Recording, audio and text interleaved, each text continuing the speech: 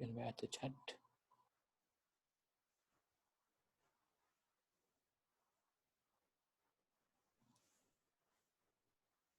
Again, I need to locate the chat box.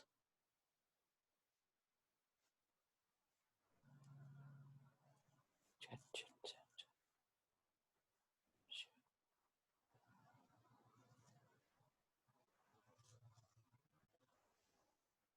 The last time what happened to the chat box?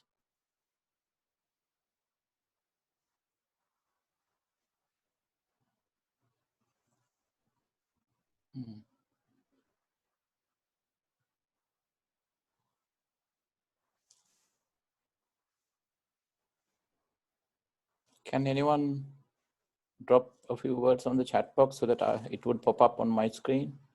I can look at the chat box.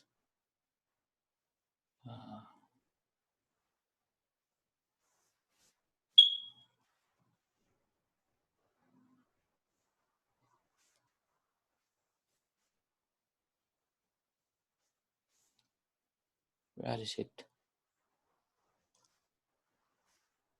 According to the hotkeys, if you press the Alt key plus H, it's supposed to show up. Which one is that again? Oh, wait, hang on. Let me look at the Mac short keys. Okay. Command Shift H. So the little squiggly square plus Shift plus H. Okay. Command Shift 8. H as in hotel. Okay. Okay, great. Thank you. Okay.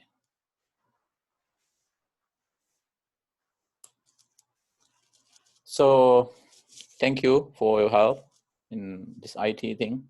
So this afternoon, our discussion is on the Four Noble Truth, Chatu Ariya Satya, which is truth of Dukkha, truth of Dukkha Samudaya, truth of Dukkha Nirodha, and truth of Ariyo Attangiko Maggo. So I put it in Pali first and then in English, thinking to explain that in English later on. And then first of all, remember the last time in our last course, we first looked at the Four Noble Truths in light of, in terms of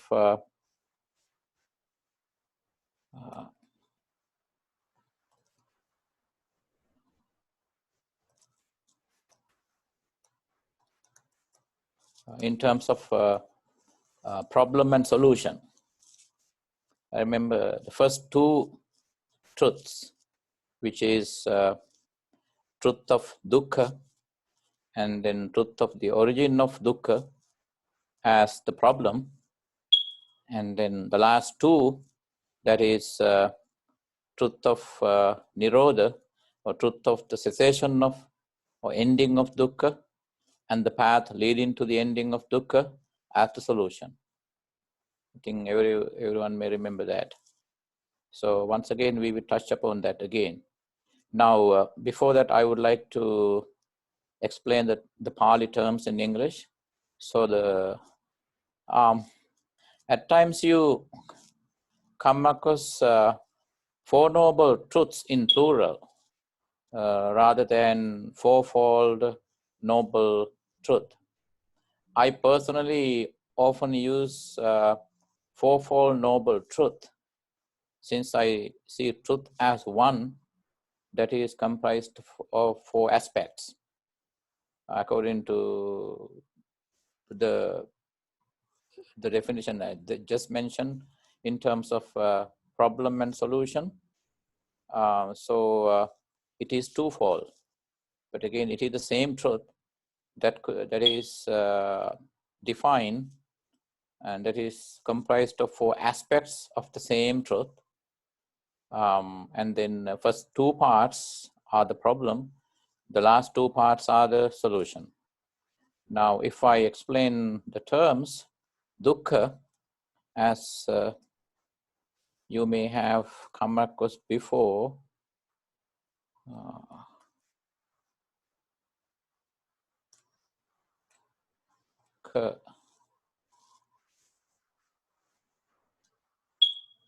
is made of two words.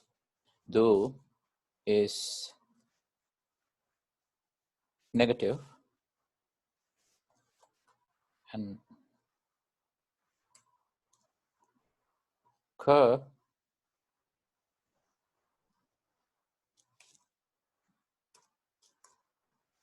is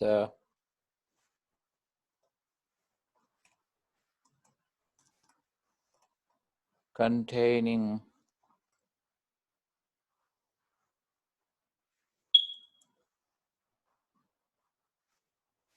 no essence.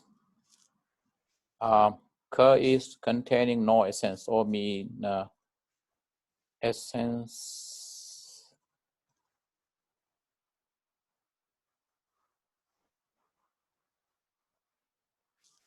essenceless. Now, first let's further discuss the term dukkha. Now, do is negative, and prefix do, meaning negative, denotes that both suffering, both unsatisfactoriness, or any negative mental condition or social condition, or any positive mental or social condition would bring us the same results, or would land us in the same condition. That is disappointment, unsatisfactoriness. So while sukha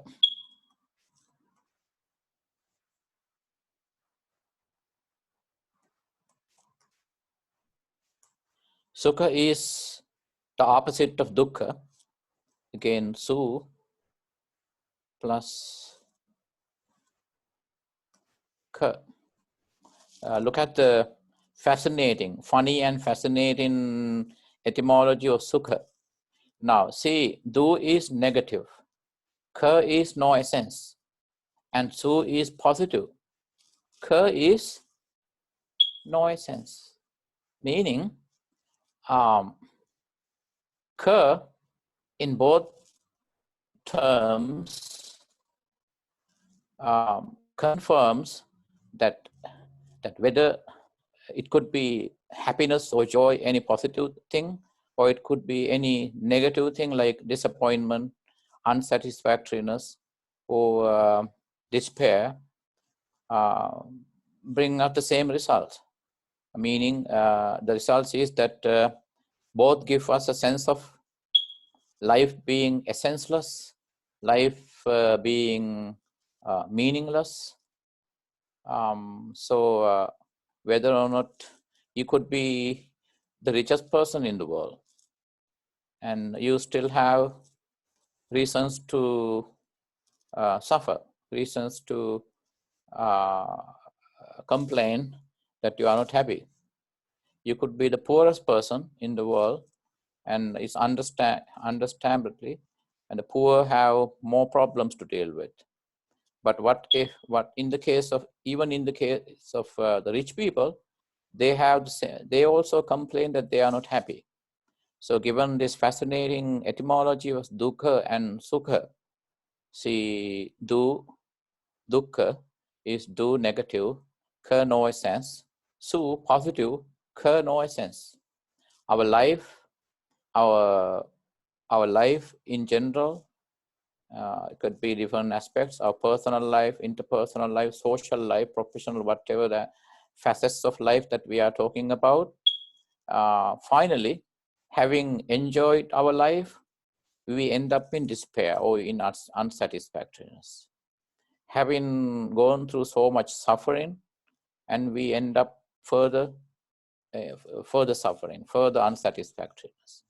So at that point, that is why these two words have to be understood by comparing with each other. So any questions about dukkha and sukha, the two terms?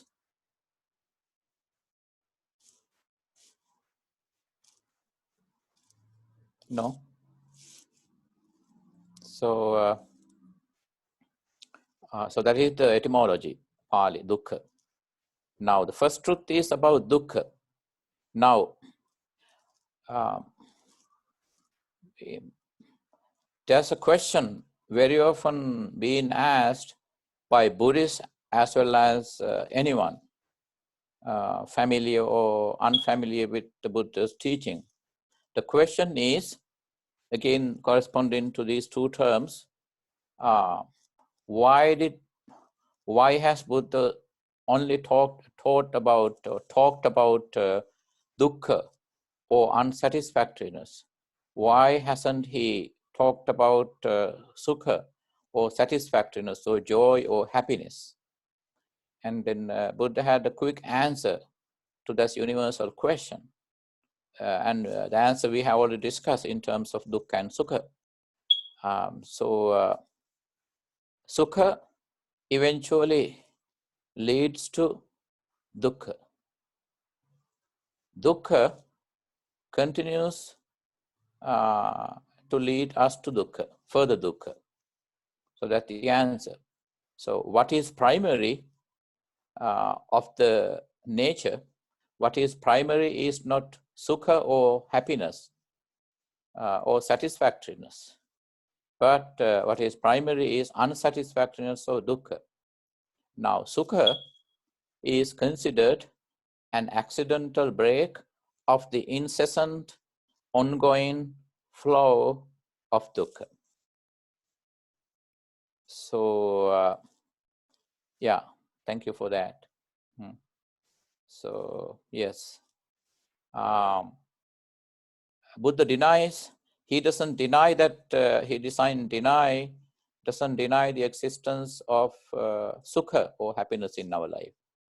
He of course talks about sukha, how to make ourselves happy sensually, and also nirvana is also considered sukha, that is called the ultimate sukha or happiness or satisfactoriness, as opposed to nirvana being the ultimate or the absolute happiness.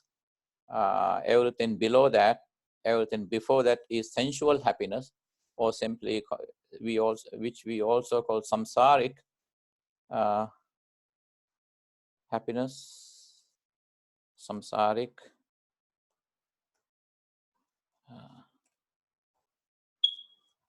sensual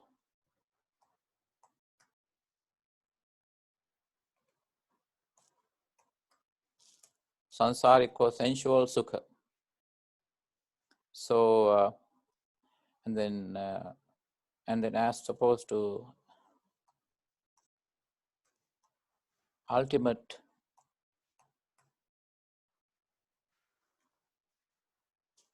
sukha, which is nirvana. Now, dukkha. Bante, Yeah. you're sorry to interrupt.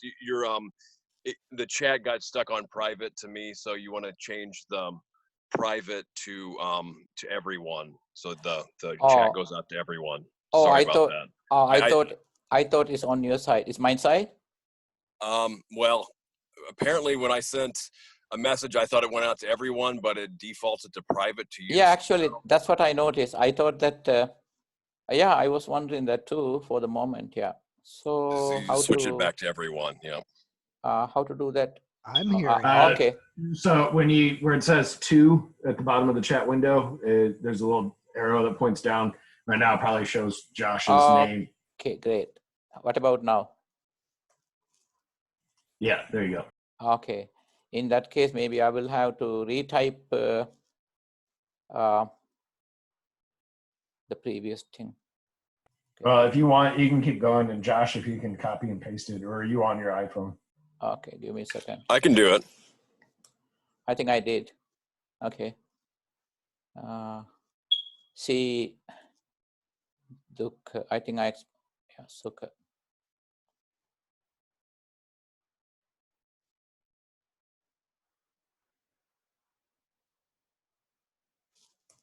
See, sukha and dukkha. I think everyone got that right. Du is negative, ka is no essence, containing no essence or essenceless. And then given the term the other took, okay. So, so is the same thing then. So is positive.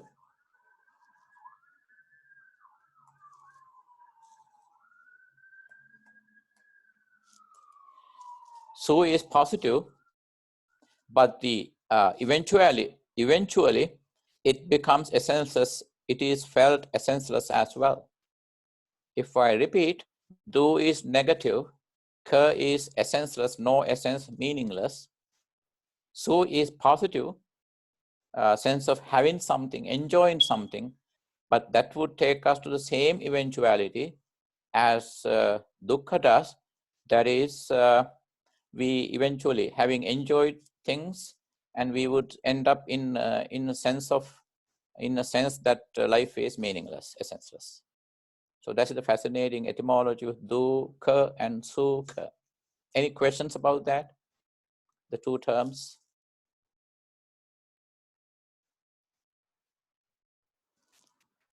I don't think so. Okay. And then now that is the etymology of dukkha as a term. And then dukkha is translated as unsatisfactoriness, suffering, sense of unfulfillment. These are the three major translations of dukkha. Sense of unfulfillment. I think personally I like that term, layman's term. And then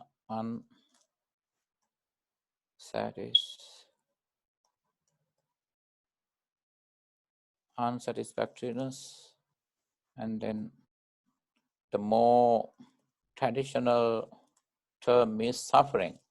Now, especially in the Western world, the term suffering has a negative meaning, a negative connotation.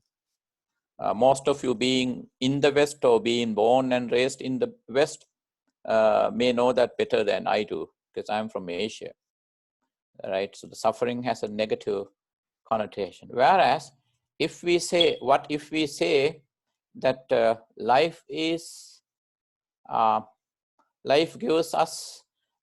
very often gives us a sense of unfulfillment. Well, I think that is more like layman's language, and it makes more sense, I guess. I know it makes more sense to me when I say to myself, life often gives me a sense of unfulfillment. And that unfulfillment is represented by ka in dukkha, both in dukkha and sukha.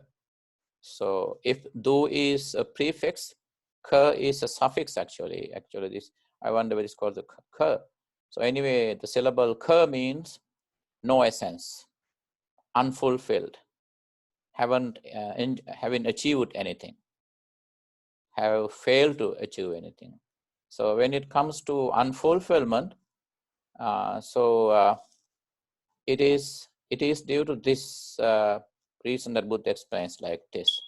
Now, consciously or subconsciously, people maintain a sense of permanence.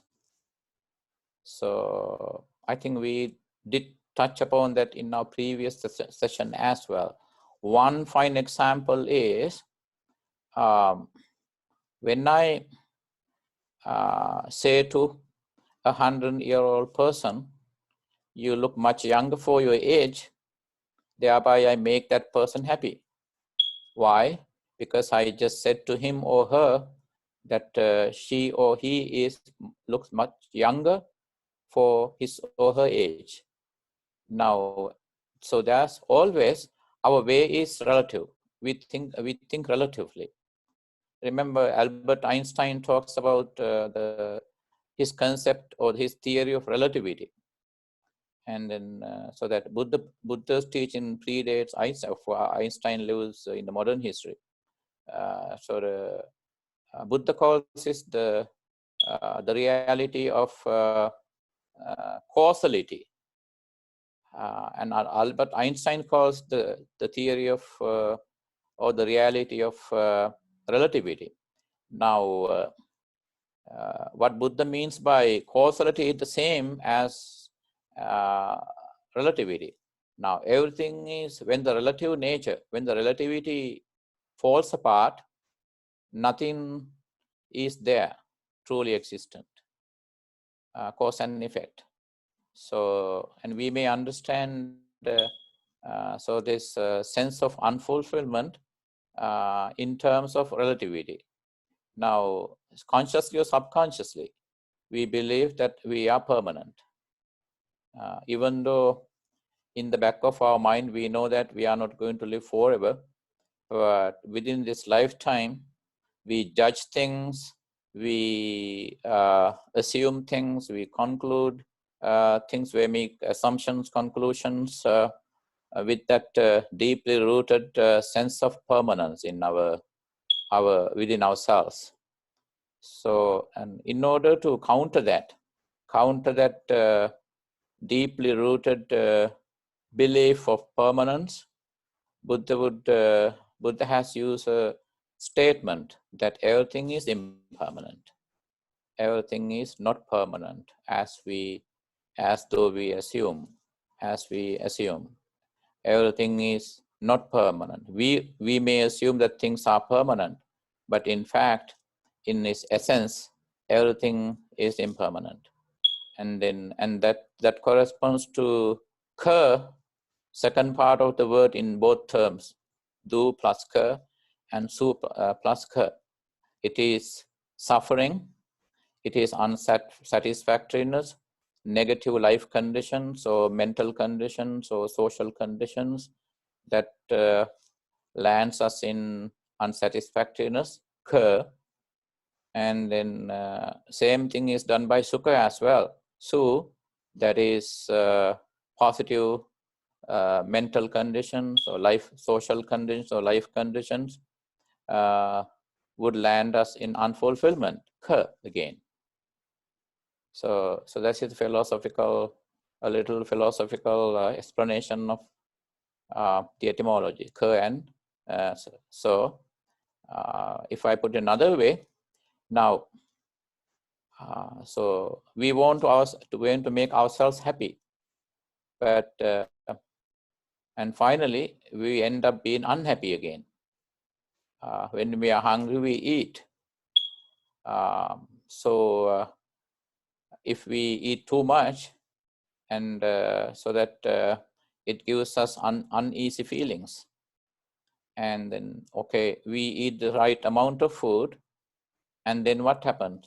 Few hours later, you feel like eating that food again, but it's nowhere to be found. Or if I eat that again, probably it may return some uneasy feelings.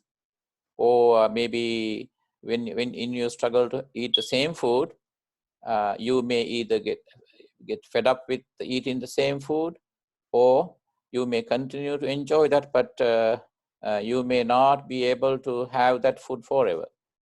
So even positive life situations would finally take us to give us what is called a sense of unfulfillment.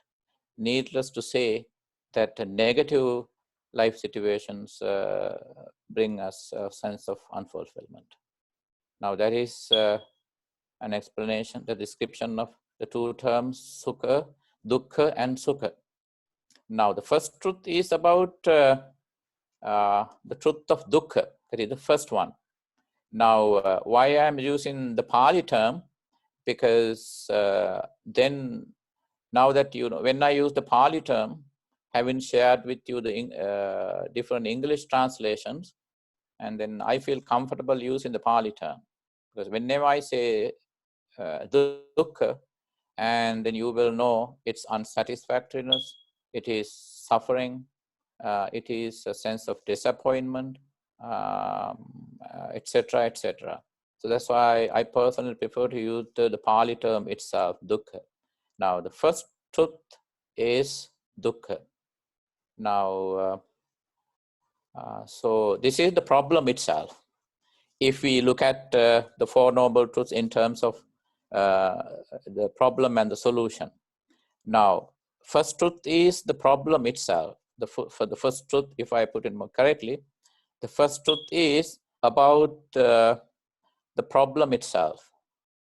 There is dukkha. And then again, is there dukkha? And that's what we have so far discussed. And some people never want to hear that life is full of dukkha. At that point, whenever people ask me, sometimes people ask me not to talk about dukkha in life. At that point, I would simply smile and ask some few questions. Well, are you happy with your children? If it's a father or a mother with children. Well, yes, I got 1, 2, 3, 4 children. I love them. Okay, then you must be so happy raising those children, right? Yeah, but you know, I need to do 2 jobs because I had to make more money to fund their education, and then I had to pay bills. And as they grow up, and then that is the time as they grow up, I need to buy them lots of things. I need to give them a sound education and all that. And at the same time, house is not big enough for my kid, so I'm living in an apartment. I need to move to a bigger house, and you know, those are typical complaints that confirm that even though the very person that I'm talking to is happy with having children, is of course not. So he would start his description of life as sukha, but as he continues to explain, and then so halfway through or eventually he would stop, or he would conclude with some complaints against his existence, because with that simple sukha in life, he has to deal with an incessant, ongoing, unbroken flow of dukkha. So that is why truth is all about dukkha, not about sukha. What is primary is not sukha, but dukkha. And sukha is considered an accidental or a deliberate break of that ongoing, incessant flow of dukkha. Dukkha continues to flow. You may deliberately break that flow so that you can have some sukha for yourself for the moment. So there's nothing called, there's no flow of happiness, sukha. There's a flow of dukkha. And when you break the flow of dukkha, and you can have some sukha for the moment. So what is perennial, what is natural is dukkha, not sukha. So that's why dukkha is considered the problem itself. Now, and then he explains dukkha in different terms. I think when you can see a detailed description of different kinds of dukkha in Walpola Rahula's book, What the Buddha Taught. I only got this Noble Eightfold Path, which we are going to discuss at length today. Now, he explains, according to the first Buddha's first sermon, that is called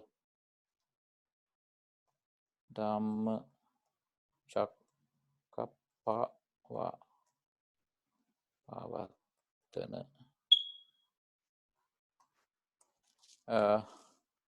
In the Buddha's first sermon of Dhamma Chakkappavattana Sutta, that is the discourse of setting in the wheel of Dhamma, truth in motion. This is the Buddha's first sermon.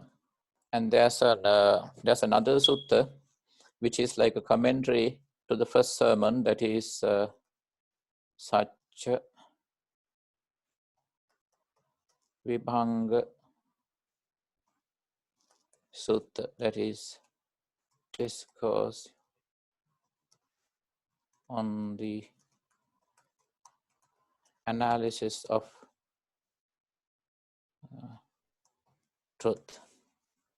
Now, in the first sermon, Buddha talks about the two extremes that we discussed before lunch, and then he continues to explain what dukkha is. But the dukkha is truth is dukkha is the truth. Truth is all about dukkha. And then in Satchavibhanga Sutta, or the discourse on the analysis of truth, you can download the English translation. Actually, there are a few multiple translations available on Google, and then you can please download one, or maybe I also can Google and post them on Slack or on Zoom later. Now, these are the two primary sutras or discourses where we come across the Buddha's definition of dukkha.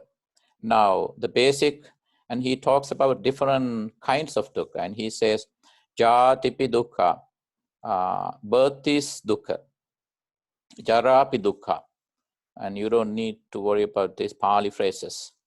Jatipi dukkha, that is, birth is dukkha, and then jarapi dukkha, aging is dukkha, vyadhipi dukkha, sickness is dukkha, maranampi dukkha, death is dukkha. Now, these are the four basic dukkhas that we come across, that we experience in our life. And he adds two more, appiyehi sampayogo dukkha, that you happen to live with those you would that you wouldn't like to be with is dukkha, and then you have to separate yourself from those you love to be with is also dukkha.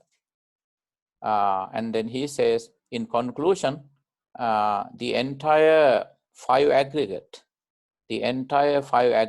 are dukkha. And at that point, instead of calling it the entire life, entire selfhood is dukkha, he concludes by with that closing phrase, even in conclusion, the five aggregates are dukkha. And later on, we will come across a definition of five aggregates later in our coursework. Any questions so far about dukkha here?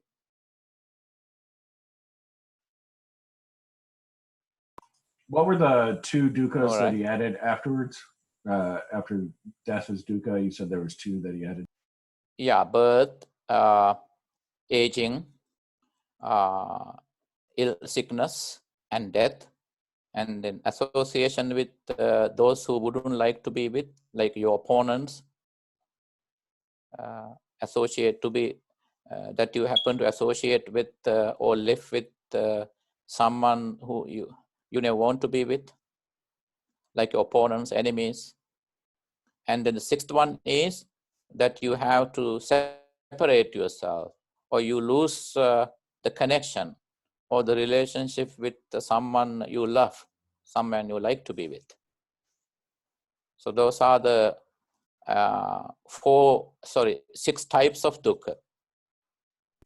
Thank you. Yeah, 6 types of dukkha. And then while the first 4 are basically about fundamentally of our psycho-physical, about our selfhood. Because now, oftentimes, people ask, they have asked, lots of people have asked me, even Buddhists have asked me why birth is suffering, birth is dukkha. Birth is a reason to be happy, right? See, and then that's a funny answer. A child that is now come into the world doing so crying, and everyone else in his surroundings, like his mom, parents, and relatives, and they are laughing. They welcome the child to the world laughing, and child is arriving in the world crying. So that's not a doctrinal answer to that question, but it's thought provoking.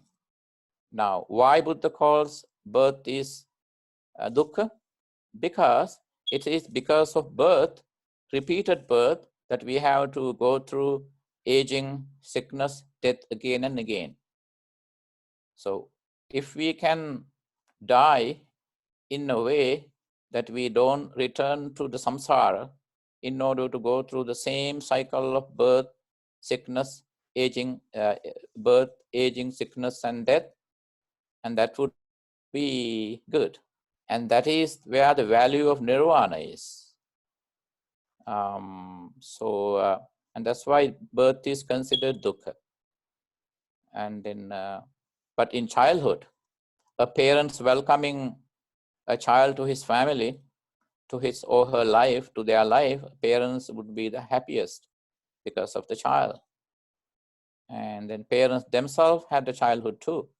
And later in our life, close to middle age, middle age, or maybe as we are aging, we begin to worry about our existence. And at times we need to, when we are children, we would rush to adulthood. We wanted to pretend that we are already in adulthood. But when we become adults, and then simply when we see the marks of aging in our body, and then we would slowly feel like slowing down or blocking our aging. And then it happens when we are after our 20s, and then we are in our early 30s and late 30s, and we hit 40s, right? Slowly we would feel like going back to our teenage, and that's where it confirms that we are not happy with our birth. At the same time, we never wanted to be children forever either. We wanted to grow. But what if we can freeze our age in teenage, or what if we never age, but we age into youth, we grow into youth, and then we never age though. But if we can, so that is why people in general maintain a sense of beautiful appearance, as Buddha says. That's why when I asked that 100-year-old person, he or she was so happy with my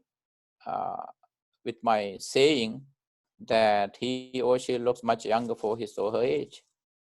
So, but still, we would love to be children. We would love to be youthful, but we can't freeze. We can't stop aging.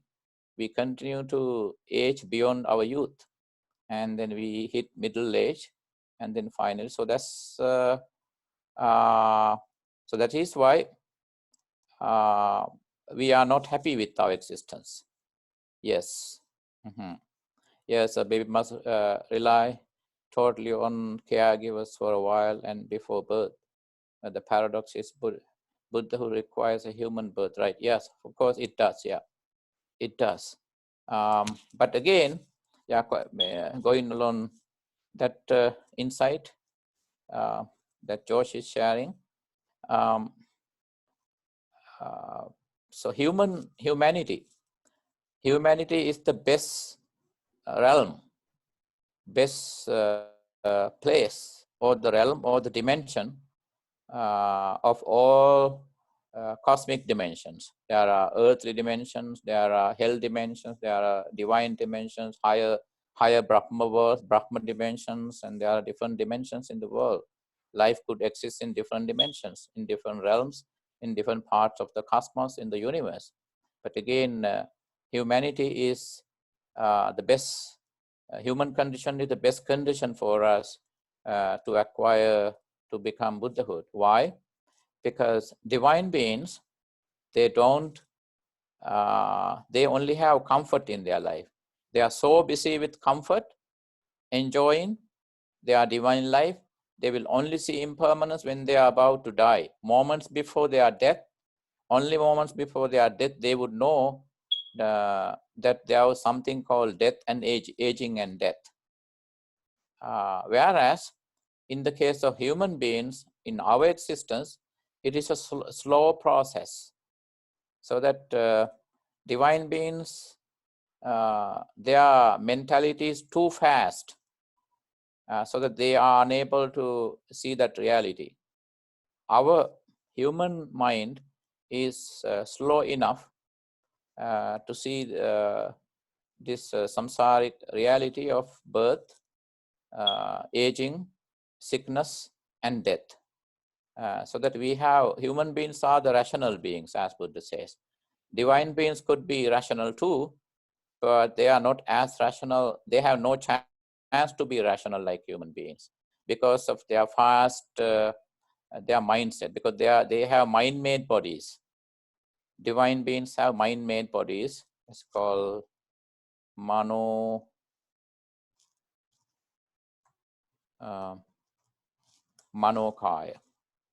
They don't have, manokaya is mind-made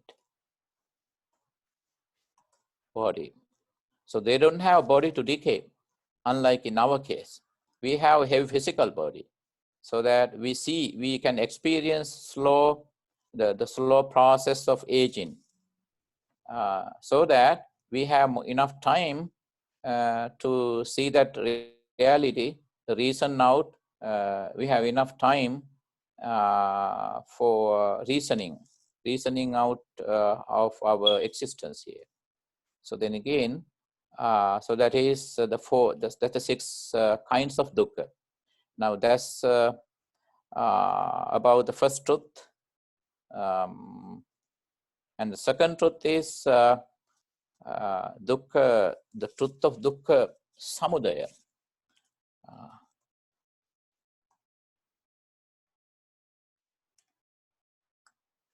Samudaya.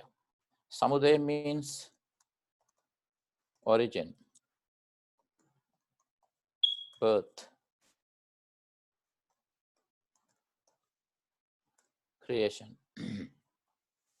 Excuse me.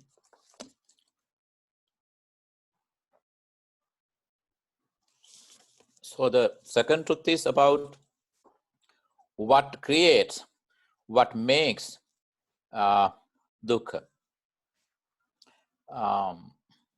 So what is the reason behind our dukkha? And that is the root cause of it. So the second truth is all about the root cause,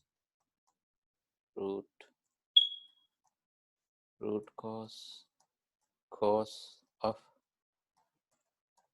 dukkha. And the answer is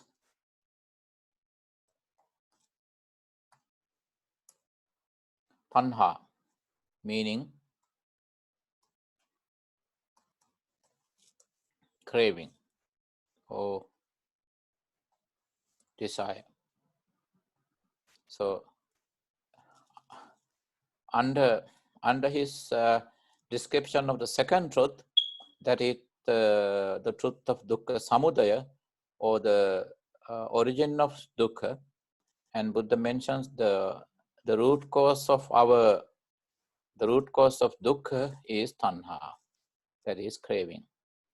And then so you come across this phrase again, tanha.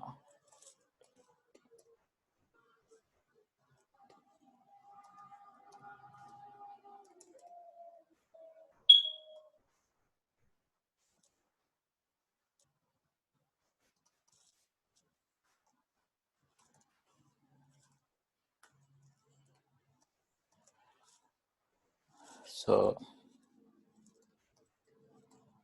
craving creates man. Now the Buddha's purpose is to specifically educate the human beings, as to how we are born, what creates suffering, how far craving brings us dukkha, and so on. So that's why he said tanha janeti puriso. Craving creates man. So we are created by our own craving. Elsewhere you come across the statement that it is karma that creates us. But unless there is craving, we would never commit any karma that would bring us back to life, back to samsara. So the root cause, the primary cause of suffering is, according to the Four Noble Truths, is tanha.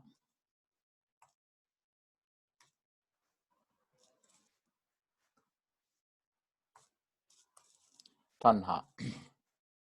But according to the teaching of dependent origination, there's another cause that is more primary to tanha.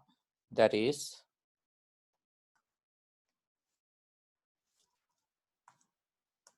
avijja, ignorance. Now, according to the cycle of dependent origination that we would discuss in April next month, the root cause is avijja. But according to the Buddha's definition of Four Noble Truths, it is not avijja, it is tanha which is the root cause. It is in a practical sense. Now, avijja, which is that we discussed this morning, ignorance. Ignorance is it's a background tendency. Now, it's like the darkness in a room. Now, when you turn off the light, the room is all dark.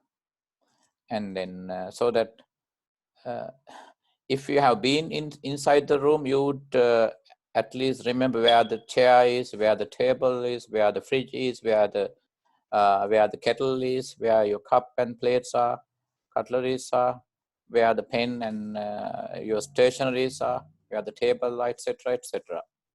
But still, you may have to be very cautious about moving inside the room, which is now dark. You may hit against some furniture or objects, and thereby you can injure yourself.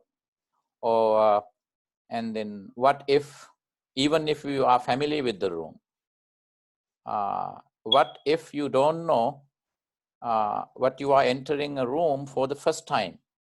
The moment you are entering the room, it's all dark. There's no light, no electricity, no power supply. And then let's say you are now going to stay with one of your friends, and you are going to sleep or stay that night with one of friends, and you have never been to that room before. And then your friend would say, sorry, we don't have power today. No candles either, nothing.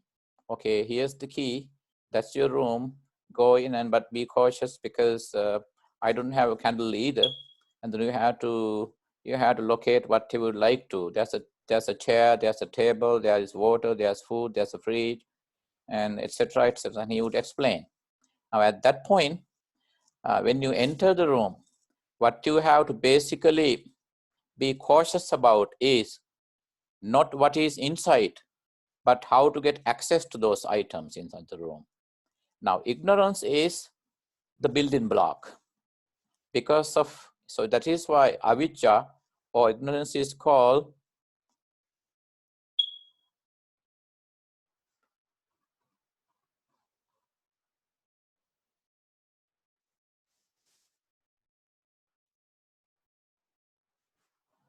so as a verb, as a how to say, as a sentence, yes, tanha janeti puriso.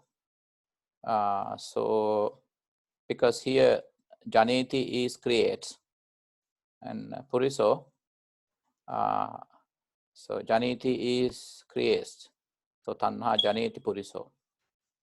Puriso is the object here, but the English way is different, because in English, you first subject, then verb, and then the object, right?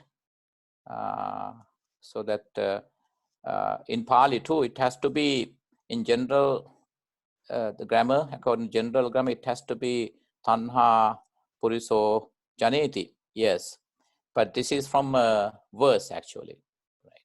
This is from a gatha. So from a verse, in verses, in verse you can, how to say, you can change the order, right? So you are right, yes. In actual grammar, it has to be tanha puriso janeti. But here, because it's a sentence from a verse, tanha janeti puriso, tanha puriso janeti. Either way is correct, yeah. You are right. So, and then, where were we? Yes, avijja is the root cause. According to the teaching of, how to say, dependent origination, there's a cause behind tanha, that is avijja. Before tanha, before craving is ignorance. Before craving is ignorance.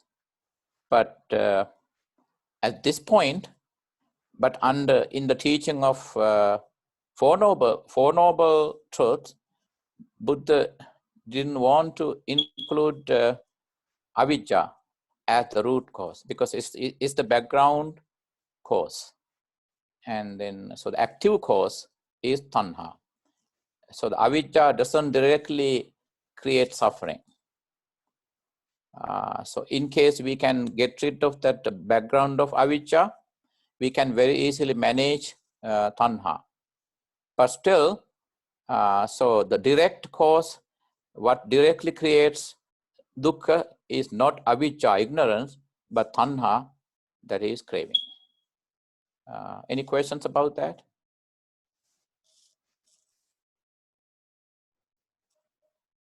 No, I guess. So let's look at the third truth. That is truth of, how to say, dukkha.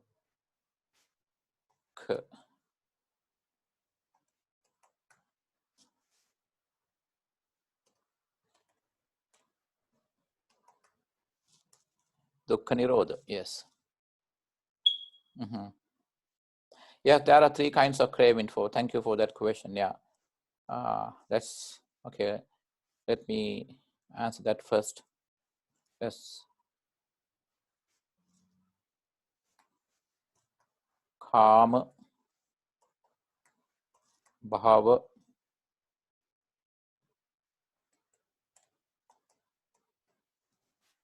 and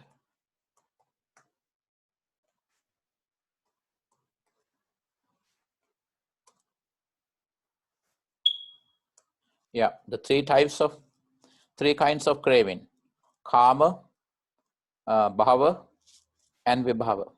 Kama tanha is sensual desire, desire to satisfy our sense faculties, our eyes with images, ears with sound, nose with good smell, tongue with taste, and skin with cozy, tangible things. Now that's called sensual gratification of sense faculties. So that is about kama tanha, the first one. And then second one is bhava. Bhava is existence. Now, desire for existence. Why is such? Now, when it comes to the first type of tanha, that is kama tanha, sensual happiness, desire for sensual gratification, at that point, it is continuous.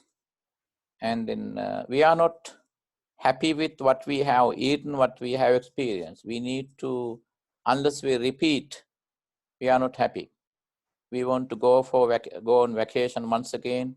We want to be with the same person again or with someone else. we are either not happy with what we have experienced, or we want to repeat the same experience. So that is about kama tanha, or sensual happiness. And then bhava tanha is underlying kama tanha. Bhava and vibhava, the next two are underlying kama.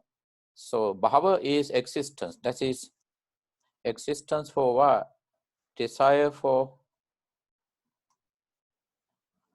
existence.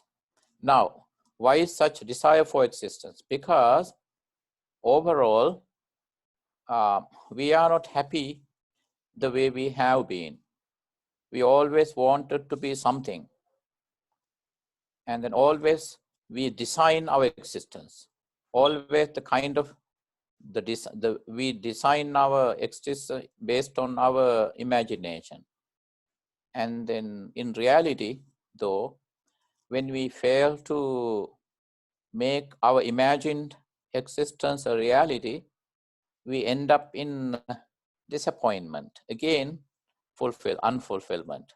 Then what we want is, we want to continue this life, and also we want to come back so that we could be able to fix our failures. We would be able to try again to fulfill our desires. And because of that, we want to continue to exist. We want to continue to exist means we want to come back in the event this life is over, and we want to come back again. We need some kind of existence in this life, or in the afterlife as well. So that is about bhava tanha, desire for continued existence. It's also again, it is interrelated with the first one, kama tanha. And we are never happy. There's no way that we are forever happy about our sensual enjoyment.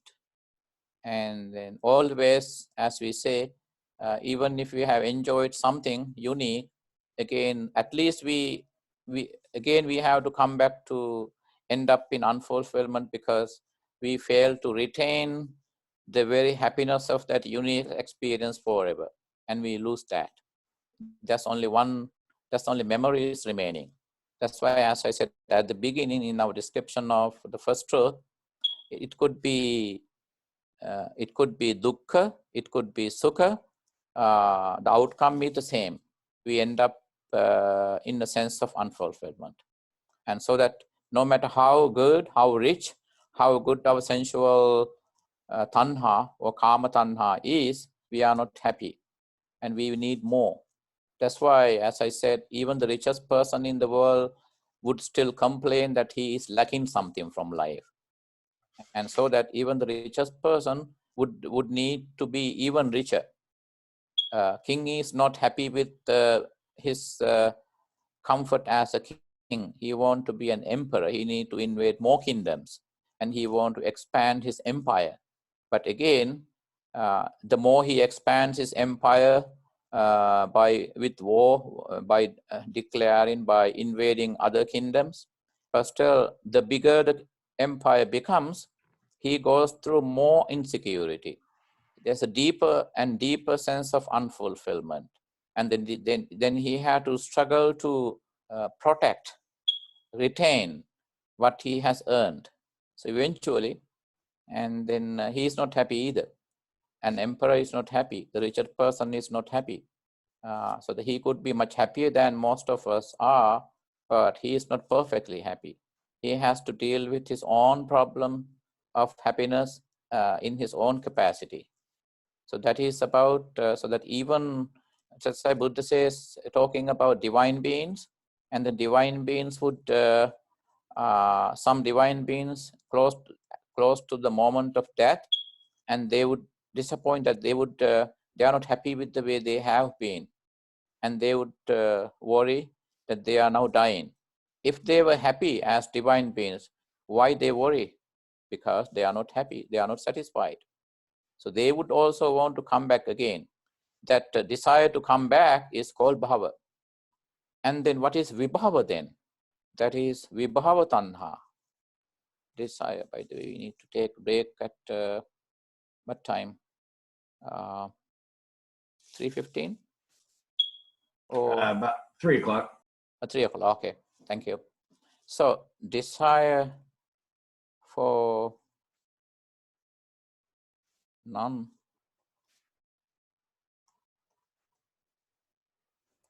That is the desire for non-existence.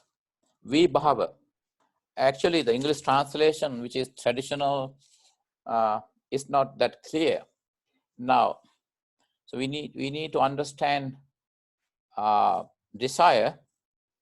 Vibhava in terms of bhava. Now, bhava is, as I said, as we know already, is desire for existence, desire for comeback, so that you could either fix your failures, or you could you can fulfill your missed targets of fulfillment, targets of enjoyment, so that you can come back. So that's why you are coming back. You are willing to come back. You are desirous of coming back to life. What about vibhava then? Because vibhava, vi means not, opposite of bhava. And so that some are so fed up with their sensual unfulfillment, and they would love to not come back.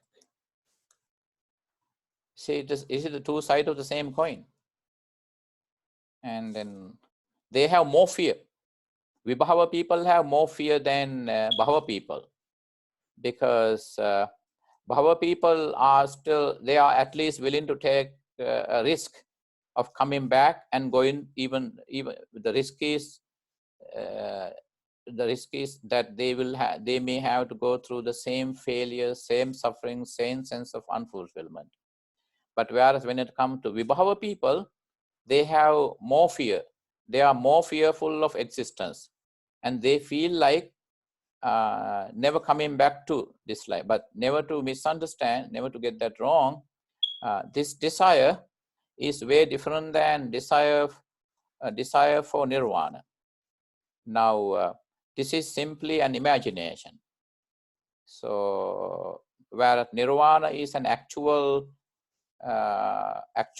fulfillment after a long process, after a task. So you are of course in action. So that so desire for non-existence is such that that people are not so unhappy with their existence, sensual happiness, enjoyment. They feel like never coming back. That their willingness to not for non-return is not because they are interested in nirvana, but because they are in fear of going through the same suffering. See that? Any questions about that? Because the tricky part is how far desire for nirvana is different than desire for non-existence. So desire for non-existence is because of fear that is deeper than the fear of those who want to come back. Whereas desire for nirvana comes from your ability to face any fear. And you are, of course, fearless. Unless you are fearless, you wouldn't be able to achieve your desire for nirvana. And the desire for nirvana is not sensual desire. Desire for sensuality, sensual pleasure, desire for continued existence in some life form, and desire to non-return out of deep fear are all about disappointment or unfulfillment.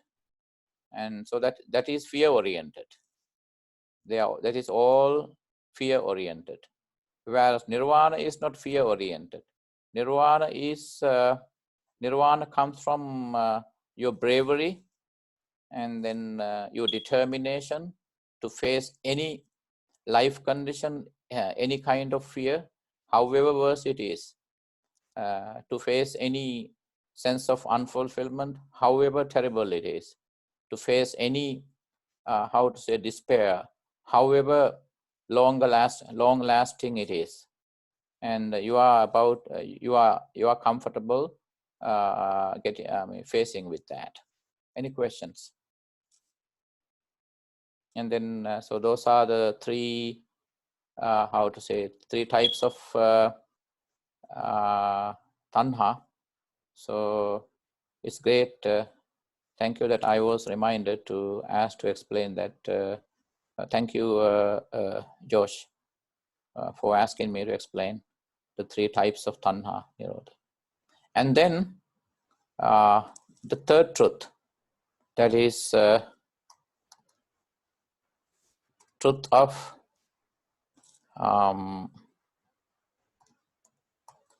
dukkha.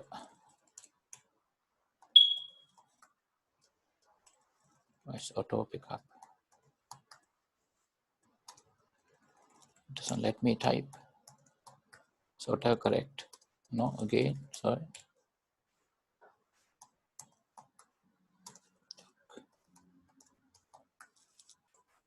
Now the third one is about dukkha nirodha. Now nirodha is cessation. Cessation. Third truth is about. Now the first two truths, as you know, are about the problem. Now, what we do in our study of the Four Noble Truths is, the first two truths are about. The first two truths are the problem, and of the two, the first truth is the problem itself, and second truth is about what creates the problem, and third truth is the first part of it is the solution itself. The what type of solution we need. The kind of solution we need is to cease.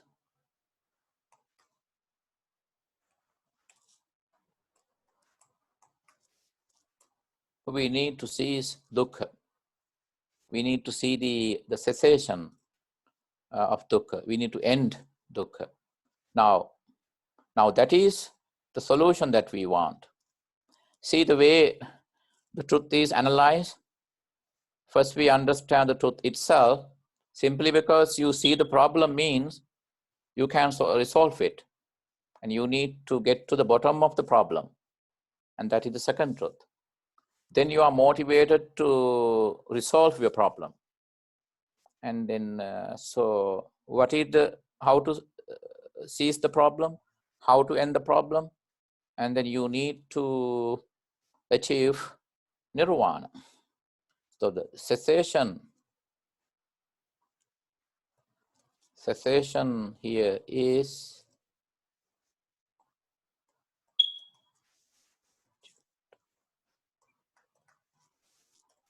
achievement of nirvana. Now, so, and Buddha gives a quick answer. What is the solution? He says, well, the solution is nirvana, and that's called nirodha. And what do we seize? What we seize? What comes to an end? In order to achieve nirvana, what should we get rid of?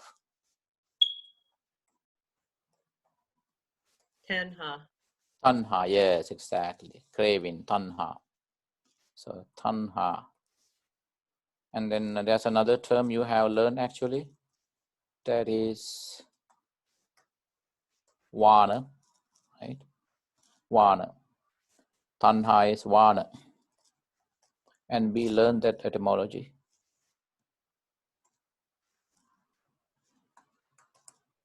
Now,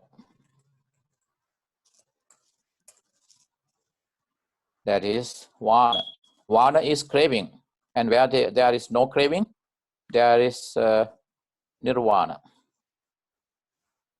So that's what we want. So again, nirvana, tanha, vana is synonymous with tanha, craving. And wherever there is no tanha, no vana, there is nirvana. Nir is nil,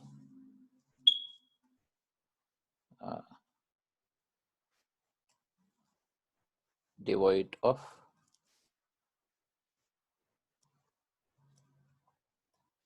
free from.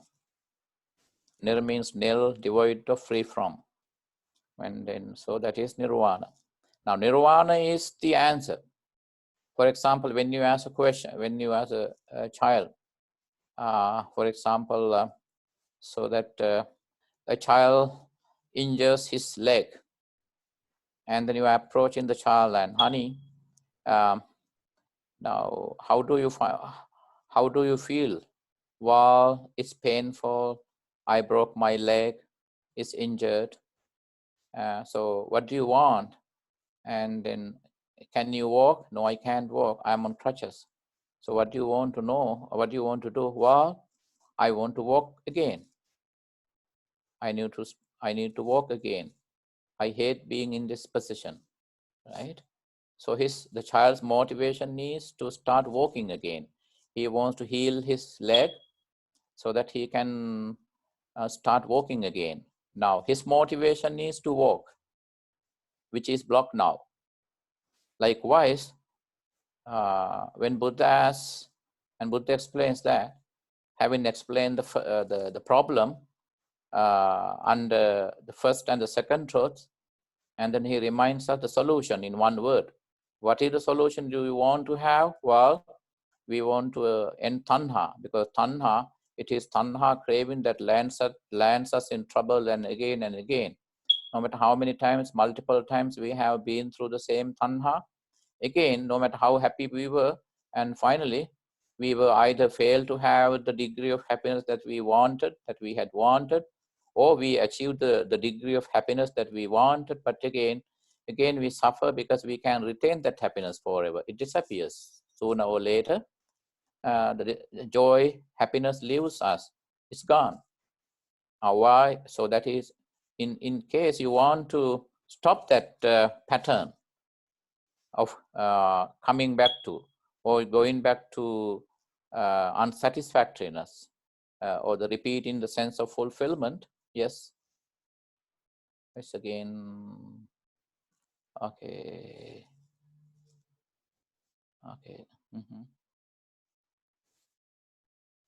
Realms where it's again seen as private, right? Hello. Hi, Kyle. Are you there?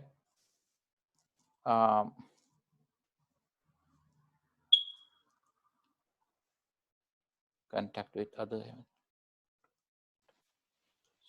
Yes. And I have another question actually from Kyle. He's asking about if there's any difference between sensual enjoyment of human beings and that of heavenly beings. Well, heavenly beings have more comfort, more sensual comfort, because they don't have a heavy atomic body like we do. Whereas we have to deal with aging, sickness, because our physical body is very biological and it's very heavy. And it is subject to decay as well, because divine beings don't have a decay in body. Their body is not subject to decay, not subject to aging, because it's a mind-made body. Yes, so divine beings do have joy, happiness, and they would have also physical contact. But actually that physical contact is very different than the kind of physical contact we do in our life, because our bodies are heavy atomic bodies on earth. Theirs are not. Theirs body is mind-made, and their astral body is floating in the sky, so that they would have physical contact. But physical contact is necessarily on a psychic level. So our physical contact is on atomic level. Their physical contact is on a psychic level. So that's my answer to that question from Kyle. Kyle, are you happy with my answer?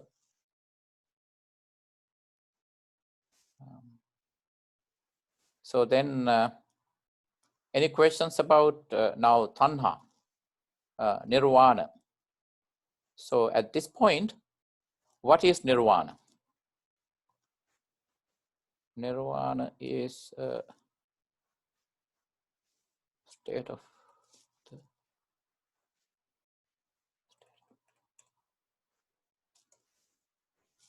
so nirvana is a state of mind. Now, oh sorry.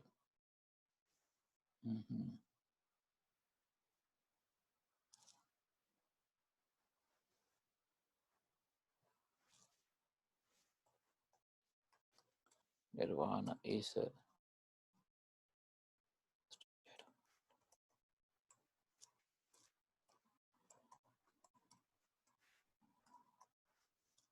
so nirvana is a mental state. It's a state of mind.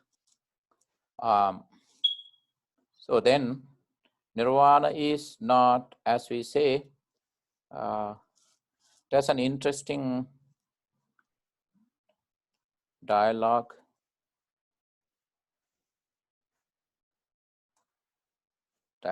between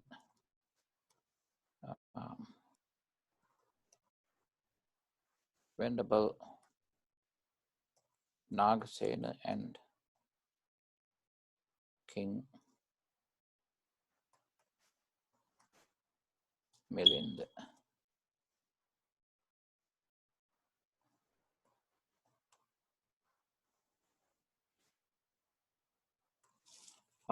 One of the subcanonical text is Question of King Milinda, Milinda Panya.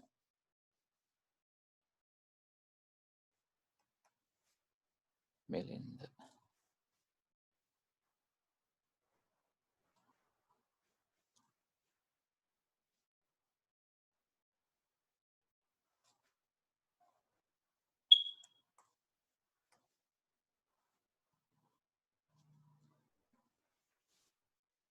That is of.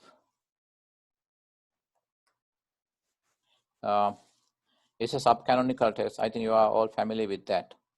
There's a dialogue between Venerable Nagasena, who is an Arahant, and King Minanda, who was an Indo-Greek king.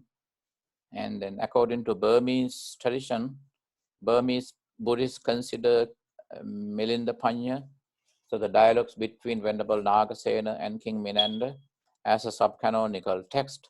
So there occurs a dialogue discussion between Venerable Nagasena and King Milinda as to whether nirvana,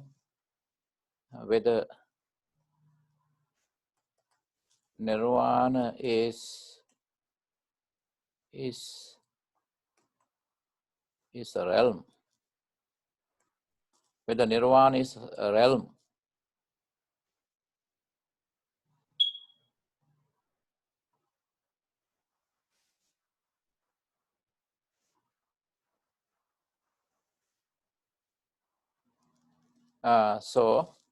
And then yes, the dialogue is King Minanda is asking whether nirvana, whether there's a place like kingdom where everyone would go as after enlightenment. And Buddha said, Venerable Nagasena simply says, there's no place to go like we go to heaven. It is simply a state of the mind, so that when upon enlightenment, you desist from tanha completely.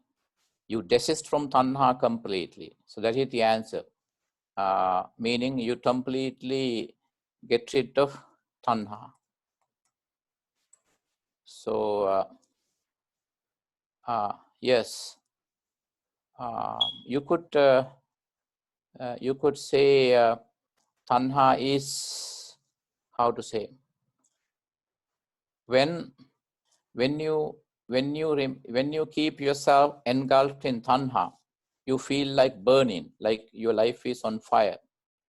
At that point, you could simply say nirvana is cooling. Yes, because I got a question from George. Yes, Nibbana could be translated as cooling. So as in terms of the fact that life is on fire due to tanha. So that nirvana is cooling. Actually, that's the very meaning of sila as well. You know, precepts.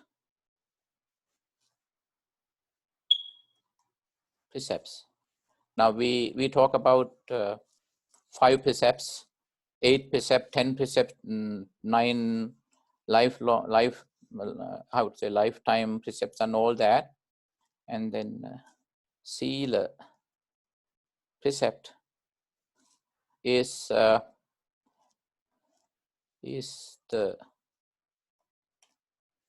way to cool down your heart. That is the purpose of sila as well. So thank you, and let's take a break, and let's meet again on 3:15. Bande. Okay, I can start now, right? Yeah, I believe so. Okay. Now, now the last and fourth truth is truth of Ariyo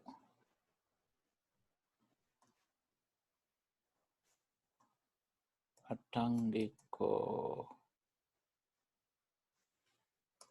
Ariyo Attangiko Maggo. Arya is noble.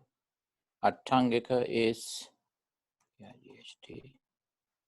eightfold, and Magga is path. Now this is the second part of the solution. Now of the solution in one word is nirvana. And then how to achieve nirvana? It is achieved by completely getting rid of tanha or vana or craving. And then, but you can simply do that by imagining of nirvana. There's an actual course that you need to complete, and that is the path that you walk. Now, so now this is the way to solution. Now the nirvana is the solution, but there's a procedure before the solution, and that is the Noble Eightfold Path. Now, at this point, I would like to remind you that the medical analogy. Now, if in medical terms, the first truth is illness or sickness, and the second truth is still part of the problem.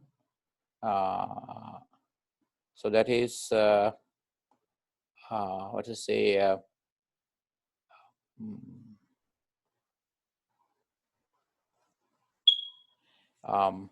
So that is what the reason behind your illness, sickness, what made you sick. So sickness is the problem that you are having. And then the second part of the problem is the root cause of your illness, sickness. What made you sick? What gave you that illness? Second one. And third one is you need the remedy. You need to recovery. So, and then in order to recover, you need to recover from your illness. You need to put self on a prescription course. Now, the Noble Eightfold Path is the prescription course. So there is illness, and then you know the root cause of your illness, and then you need to recover. So the recover in order to recover, you need the prescription course, and you have to put yourself on prescription. And the prescription need the fourth truth, that is the Noble Eightfold Path. Now, I got this, I downloaded this. Now let's go through this. I think everyone sees that the Venerable Valpola Rahula's scholarly article on the Noble Eightfold Path that I'm sharing with you, right? Yes. Okay. Now, even if you don't read the relevant chapter on the Noble Eightfold Path in his book, What the Buddha Taught, this is good enough for you.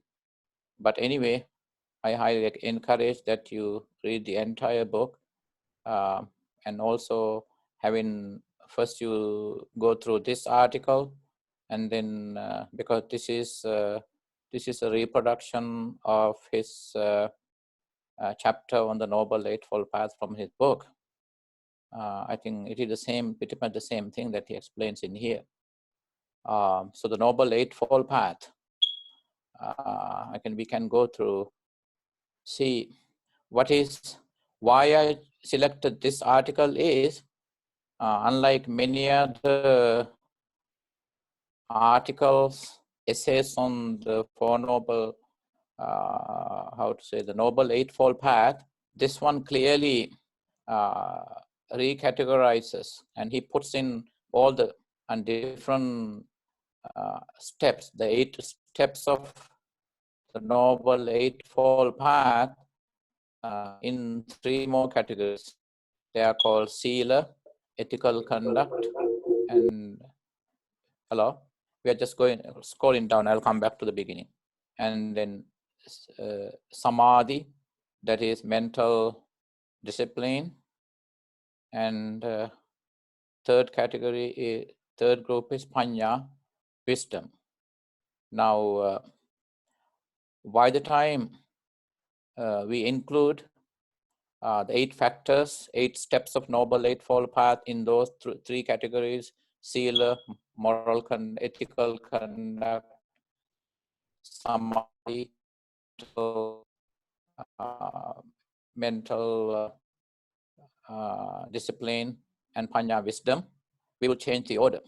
Now, as you see, so can you explain that in his paragraph, in his first paragraph, Noble, the right understanding. So I don't know how to type them again in the chat box. I don't have to write because everyone has the access to this one.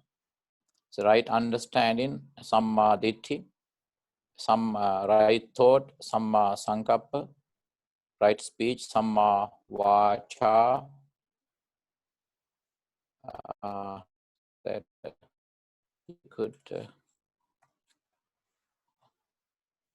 Samma Vacha, and then right action, Samma Kammanta, right livelihood, Samma Ajiva, right effort, Samma Vayama, right mindfulness, Samma Sati, and right concentration, Samma Samadhi.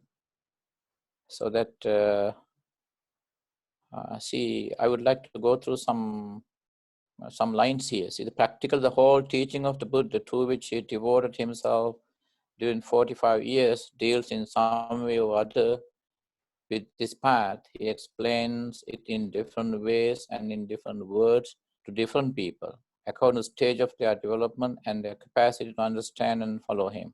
But the essence of those many thousand discourses scattered in the Buddhist scriptures is found in the Noble Eightfold Path, right?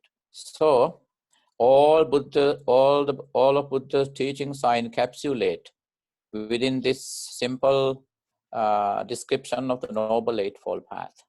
Because whatever the fundamental teaching, basic teaching it is, it could be the interdependent origination, paticcasamuppada, it could be salvation or nirvana, it could be karma, it could be rebirth, it could be any teaching of the Buddha. But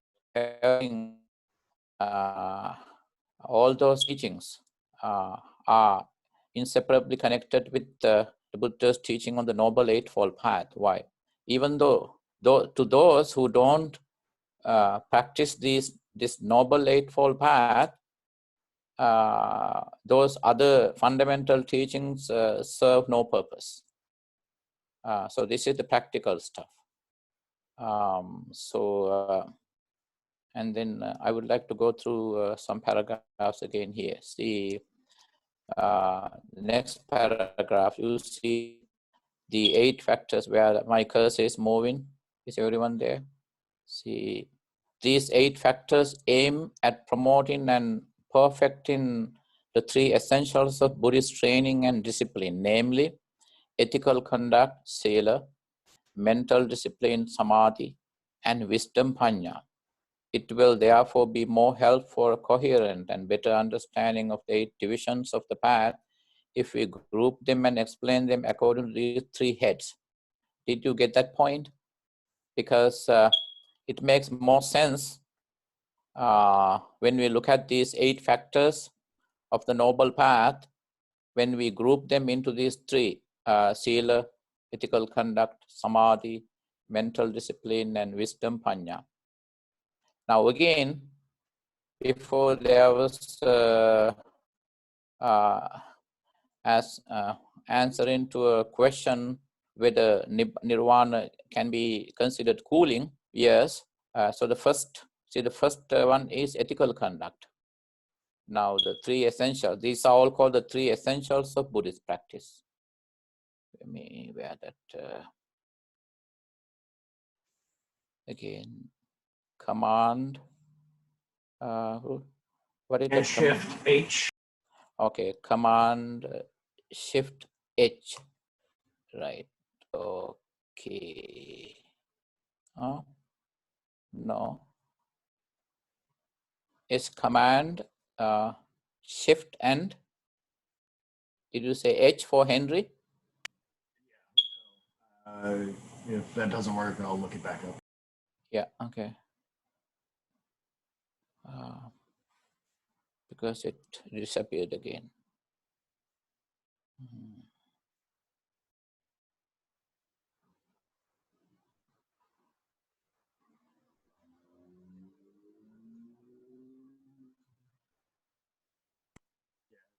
Command, Anyway, I can just say that. shift H is the one with the little squiggly square on it. And then shift. Okay, command, and then. And shift, and then H. Okay, command, shift, and. No, it says find a place somehow on my end. It takes me to another. How to say?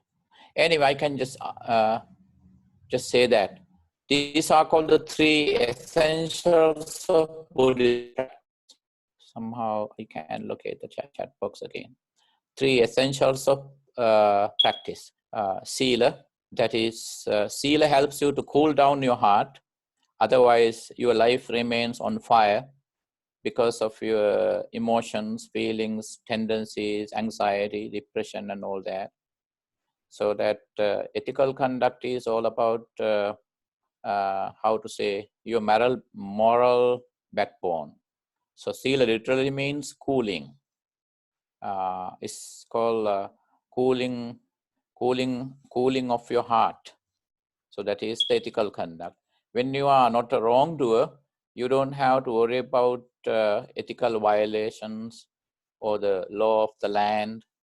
And then because you are well within legal and moral boundaries when you behave within legal and moral boundaries because you are not a wrongdoer, so that you are free from anxiety, fear, law breaking, and all that.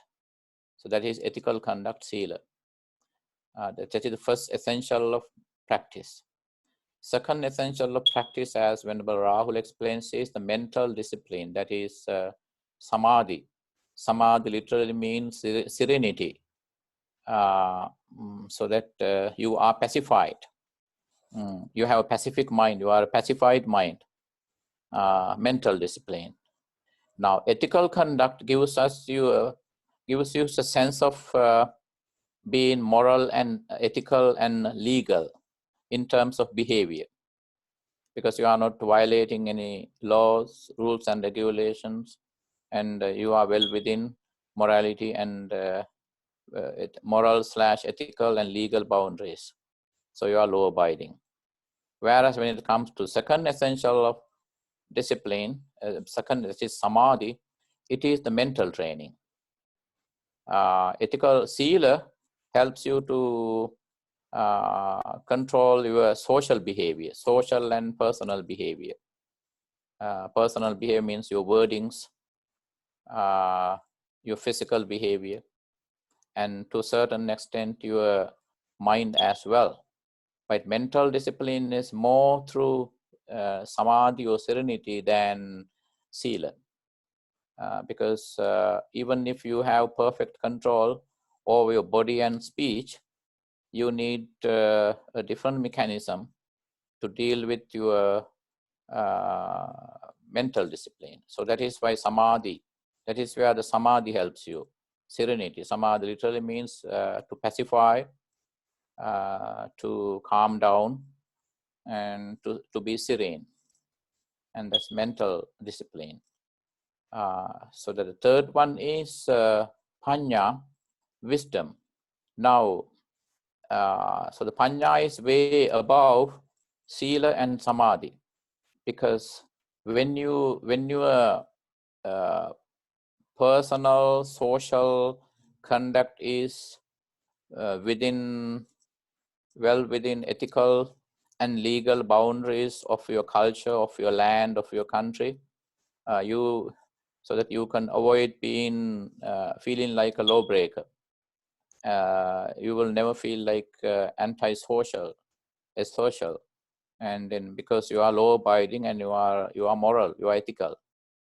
And then when it comes to samadhi, internally you are pacified, you are calm, you are socially calm because of sila.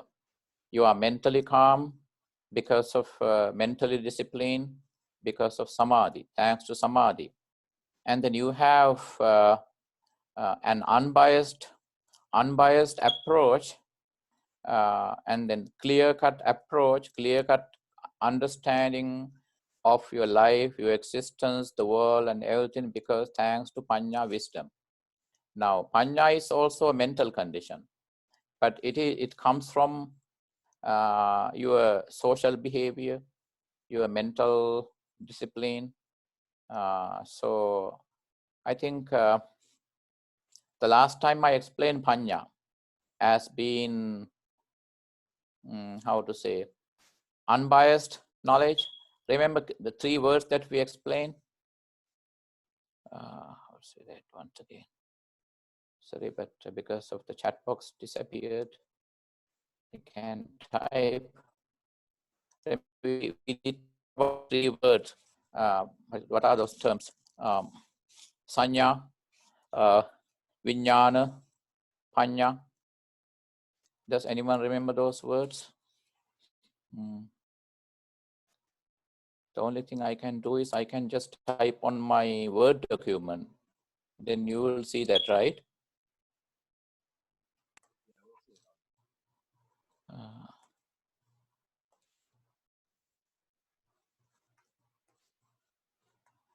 Vita sanya,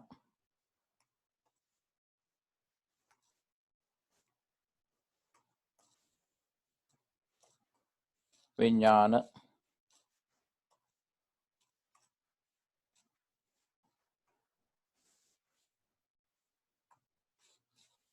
remember these three words? Does everyone see this typing? Yes. Okay, yeah. So remember this because I can locate the chat box. See, sanya, we did sense of remaining connected with the outside world through your sense faculties, even in your dreams, is called sanya.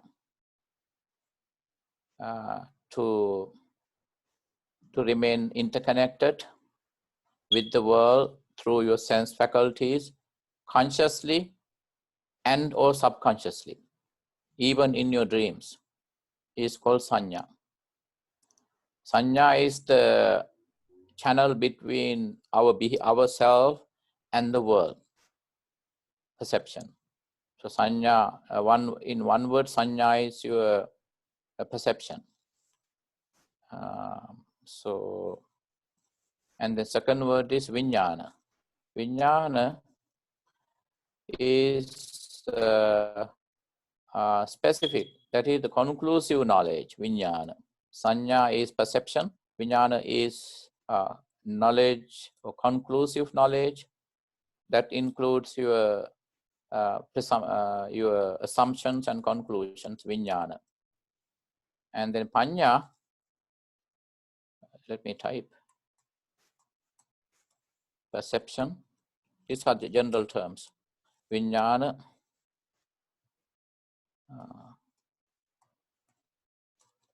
conclusive,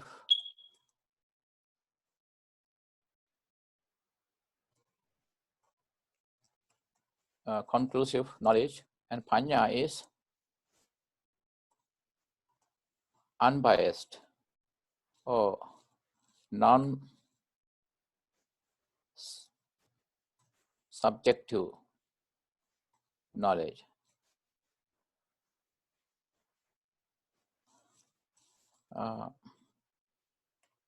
Perception is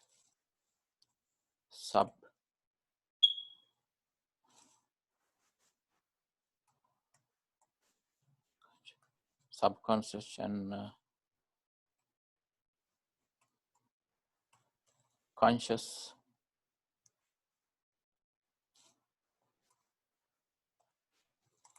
interconnection between self and the world.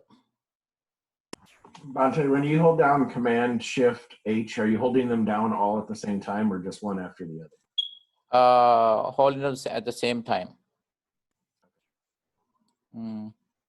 Let me try again.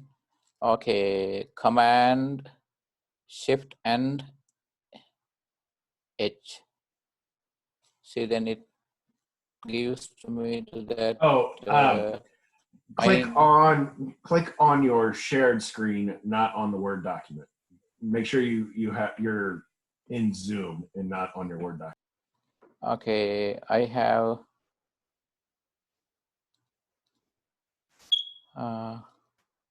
okay, now but the thing is, I can only stop share button is popped up. Now, so if you're clicking on your, like where your video is, where you can see yourself, and then hold down Command Shift H, your chat window should pop up. Okay, give me a second, that one. Okay, Command Shift H. One more. So I must leave the cursor on my video screen, right? Click on your video and then hold down Command Shift. Click on, okay.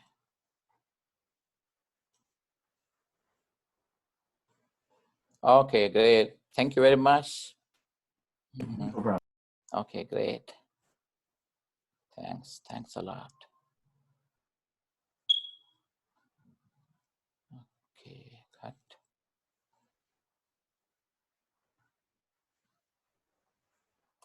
Yeah, so then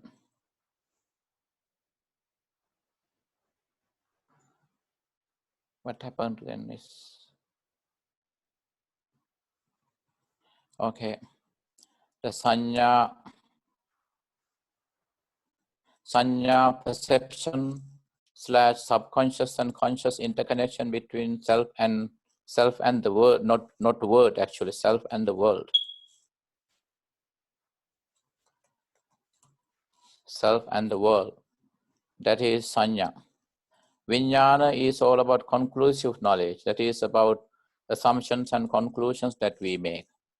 Panya is the unbiased subjective knowledge, non-subjective knowledge of everything.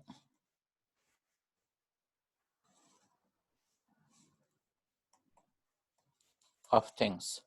So these are the three terms that we have come across different times during our previous class. So any questions so far about the three essentials? Okay, let me type now. The three essentials of practice. This is how Venerable Valpula Rahula calls it. Three essentials of practice. He regroups the 8 factors under these three essentials of practice. Ethical conduct, sila, mental discipline, samadhi, and then wisdom, panya, unbiased knowledge. So then let's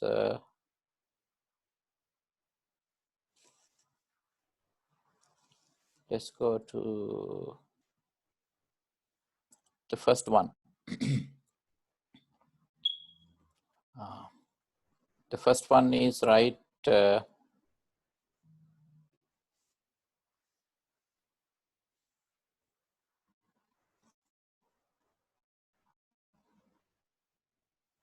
See the way he has regrouped the 8 factors under. So first he starts with sila. So under sila, it is right speech, right action, and right livelihood.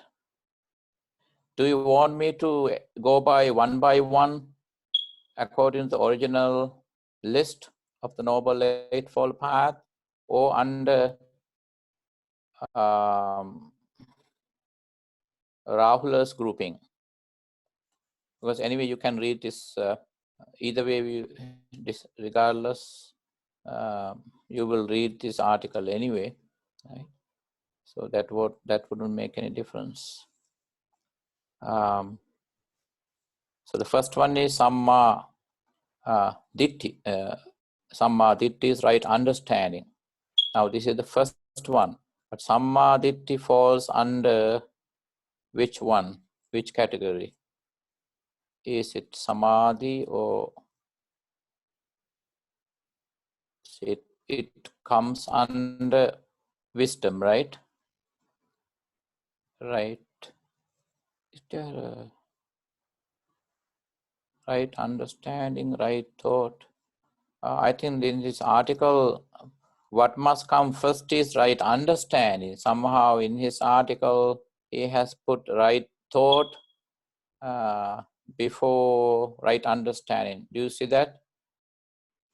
So under panya, it should be right understanding, right thought, and right, wait a minute, yeah, right thought, right understanding.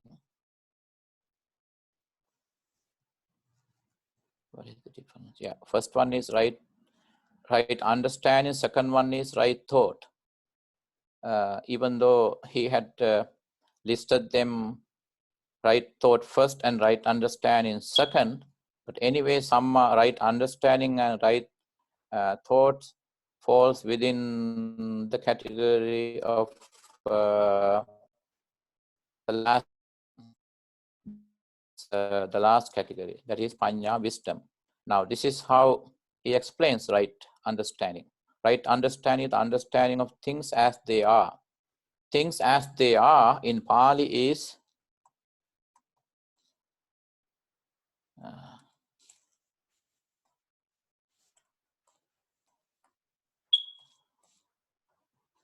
yatha bhuta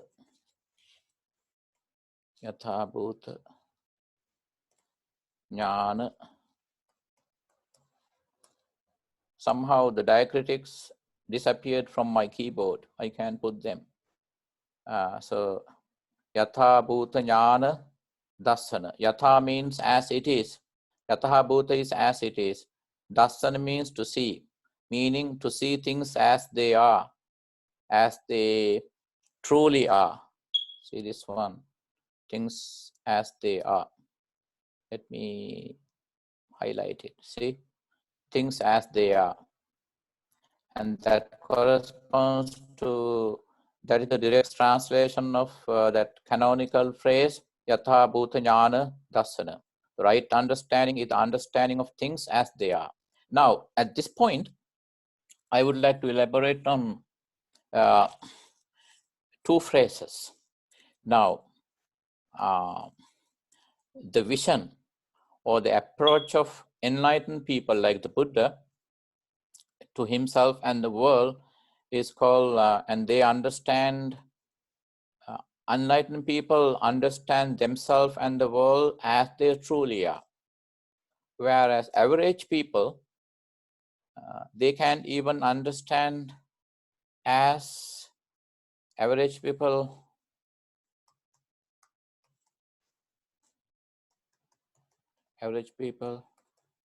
can't even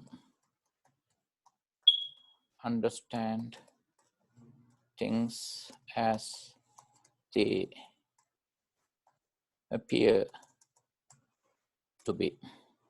Now, this is where we stand, at least where I stand, because I have difficulty comprehending or understanding things as they appear to be, let alone things as they truly are. So before I get to see things as they truly are, first I need to see things at least as they appear to be. Even the very appearance is disturbing, very misleading to me as a non-unenlightened average man. So, and then so even when, no, simply because even the appearance is problematic to us, even as the appearance is misleading, how can we see things as they truly are? That's a question that Buddha wants his followers to ask themselves. Now, right understanding is to see things as they are. Right understanding is not so easy at this point, given the way it is. Right understanding is the understanding of things as they are. Now, is there any kind of wrong understanding also? Yes, there is. Now, always our understanding is fundamentally biased.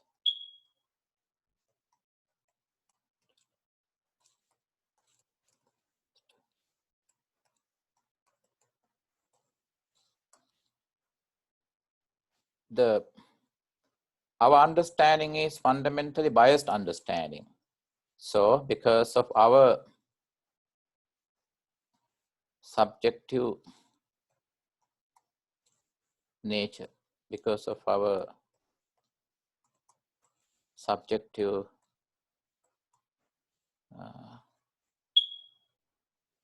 approach. In order, that's why seeing things that they are is extremely difficult in the true sense of the word, because we naturally and automatically tend to see things in a way that they must appear, that they must bring us satisfaction. So once again, let's correspond that to the subconsciously maintained sense of permanence, because we want things to appear before us in a particular way. When they don't appear the way we want them to appear before us, we get disappointed. We get even frustrated, even depressed, based on the degree of our sensory urge or need. So that's why the right understanding is difficult. So, and it is the Four Noble Truths that explain things as they really are. Again, the same term, Yatha Bhuta Jnana Dassana. Right understanding, therefore, is ultimately reduced to the understanding of the Four Noble Truths. The understanding is the highest wisdom which sees the ultimate reality. At this point, ultimate reality is nirvana. According to Buddhism, there are two sorts of understanding. What we generally call understanding is knowledge and an accumulated memory and intellectual grasping of a subject according to certain given data. This is called knowing accordingly. Anubodha, it is not very deep. Real deep understanding or penetration, pativeda, is seeing the thing in its own true nature without name and label. This penetration is possible only when the mind is free from all impurities and is fully developed through. And please take note of these two terms, Anubodha and Pativeda. Knowledge accordingly. You will need, these two terms may pop up in your midterm, right? Under multiple choice questions, perhaps. Anubodha and Anubodha. Bodha comes from the same root as Buddha, from the same root Buddha.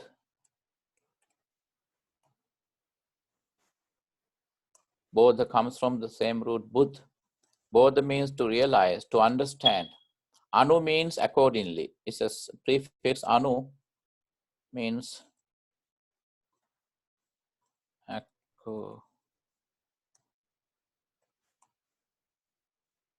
is that? Accordingly. In accordance with. Anubodha. So Anubodha understanding and Pativeda understanding, two different things. So the Anubodha is, other words,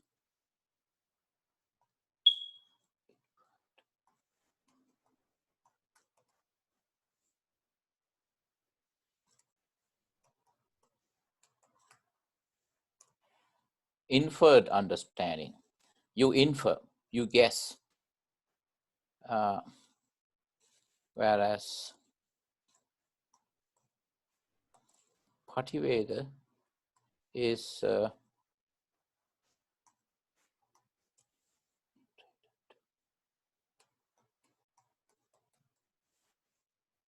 penetrated understanding, two things. Now, inferred understanding and penetrated understanding. And then, inferred understanding is always, as I said, biased. So it's not wisdom then, it is bias.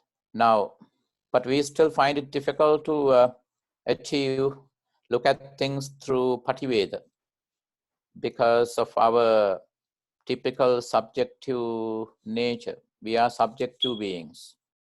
Remember one Pali word that we learned in our previous class, satta in Pali,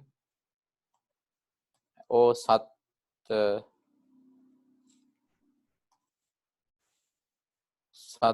in Sanskrit, and then when you add bodhi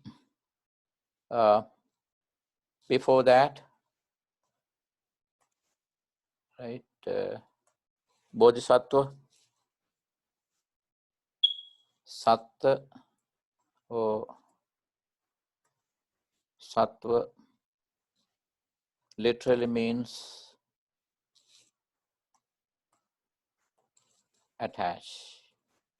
Sattva means attach. We have no existence. We can talk. We can define ourselves. We can define our selfhood. We can define our feelings, our body. We can define our surroundings, which is the world, without, from a non-subjective approach. We are always subjective. So we are subjective beings. So sattva, therefore,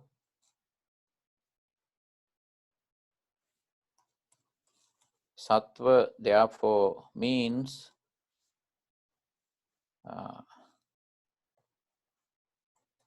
subjective.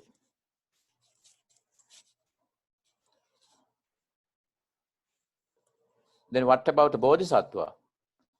Are bodhisattvas subjective either? Yeah, they are also subjective, but there's one difference. Bodhisattvas, as long as they are not enlightened, they still have attachment. But through their practice of paramita, they reduce the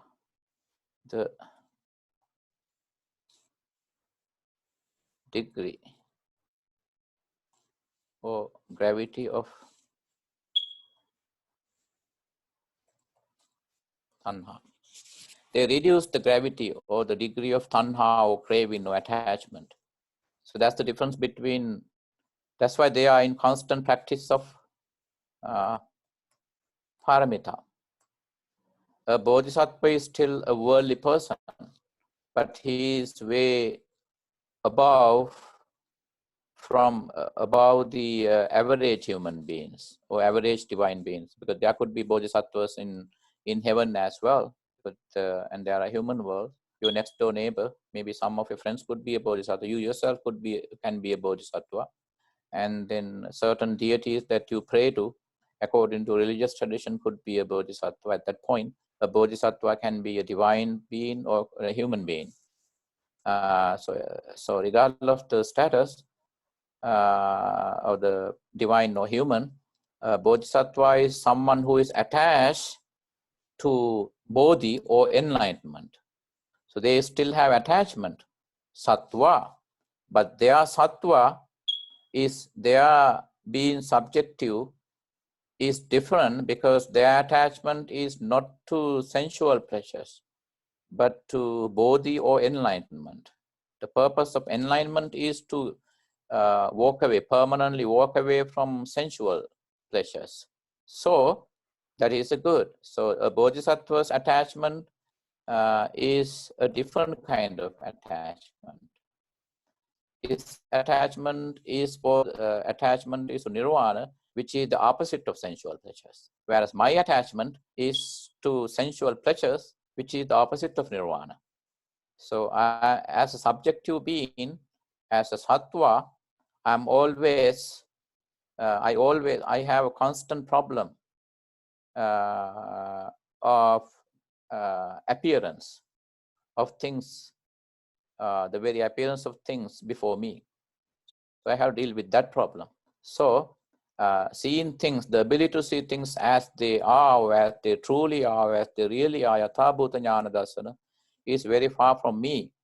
Before I start looking at things as they are, I need to fix the wrongly applied, the wrong use of my subjective approach, so that I can at least have a fair understanding of things as they appear to be.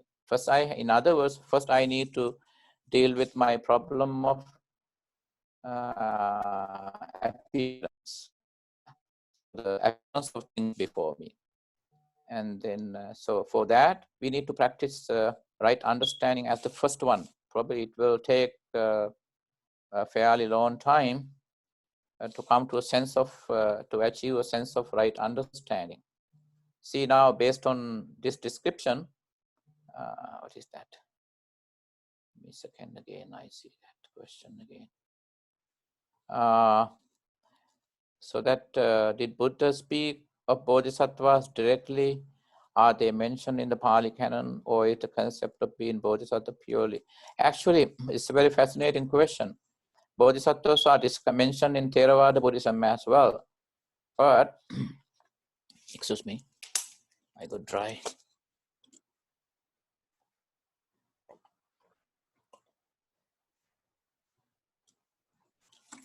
Okay, excuse me. Sorry about that. Yes, question from Kyle is, did Buddha speak of bodhisattvas directly? Yes, he did. Are they mentioned in the Pali Canon? Yes. Or is the concept of being bodhisattva purely in Mahayana Buddhism? Yeah. Bodhisattvas are given a more prominent or a higher place in Mahayana Buddhism than in Theravada Buddhism. Now, actually, over the Buddhist history, the idea of bodhisattva had a direct role in defining Theravada and Mahayana, because basically in Mahayana Buddhism, every practitioner is a bodhisattva.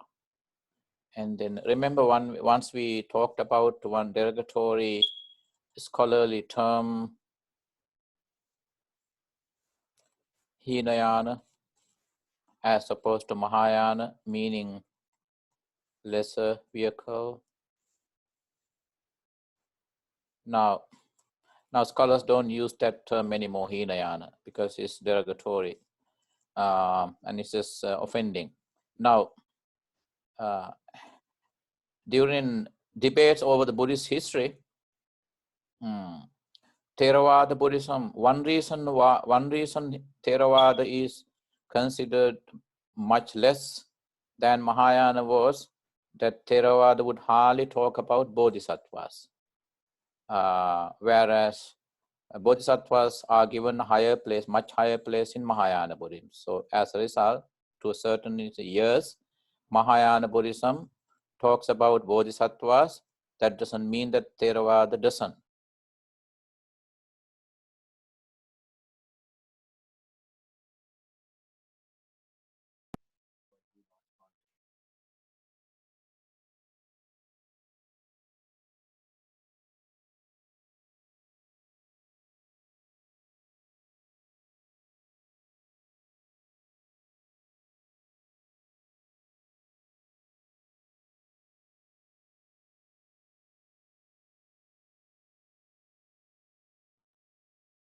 Everybody else is still here, I assume.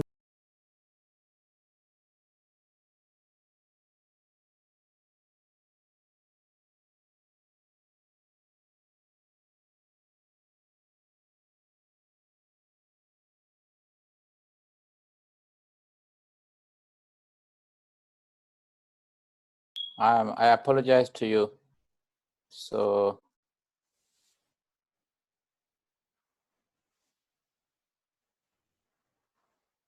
And we all waited patiently for you. yeah, give me 1 second until pull out that document. I don't know, all the updates started coming down. I mean, downloading. I was helpless. I had blocked them.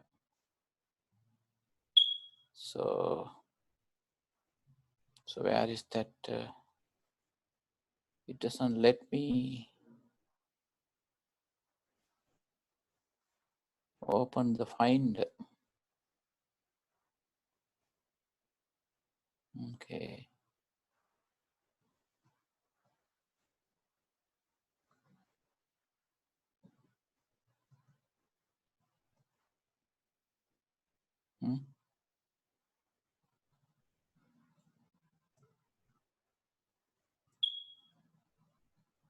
Maybe.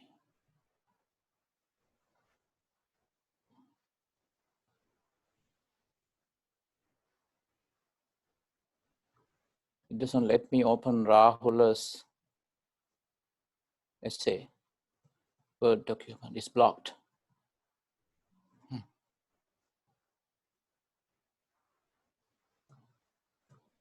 It's all frozen.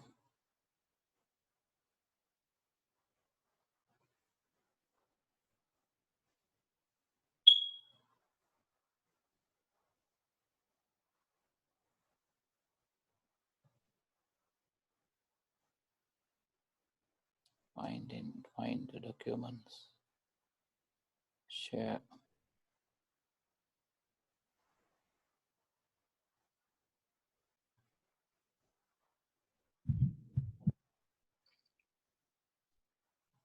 I'm so sorry, B. It's blocking me everything. I don't know. Maybe the computer updates. Okay, maybe. Right understanding. Okay, Noble Eightfold Path, correct. Zoom.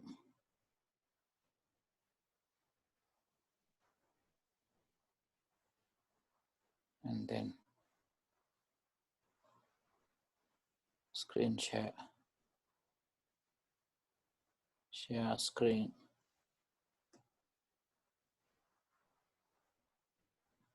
Okay, I'm back. Oh, I apologize to you. So then, where were we? So under right understanding, we were talking about the two different ways that we see the world. Like bodhisattvas, so the enlightened ones see things as they truly are, whereas average people, and they would, that is called anubodha or inferred understanding. That is what we use, ordinary people use. And then, but we need to have a shift in our understanding. That is pativeda or penetrated understanding. Now, the purpose of practicing right understanding is to achieve, to have that shift in our understanding. So we naturally, we have this inferred understanding as subjective beings, and then, but we need the shift that is penetrated understanding, and we were talking about bodhisattvas. Now, yes, Theravada, according to Theravada Buddhism, bodhisattvas are threefold. Now, according to Mahayana and Mahayana Buddhism, a bodhisattva is necessarily going to be an all-enlightened Buddha. And there are so many bodhisattvas who purposely delay their enlightenment because they want to help the world. They continue to help the world. And then, so there are so many cosmic bodhisattvas, well-known bodhisattvas. And then, so most bodhisattvas are cosmic, according to Mahayana. But at the same time, the bodhisattva that you worship are cosmic, while you yourself, as a Mahayana Buddhist, are a bodhisattva.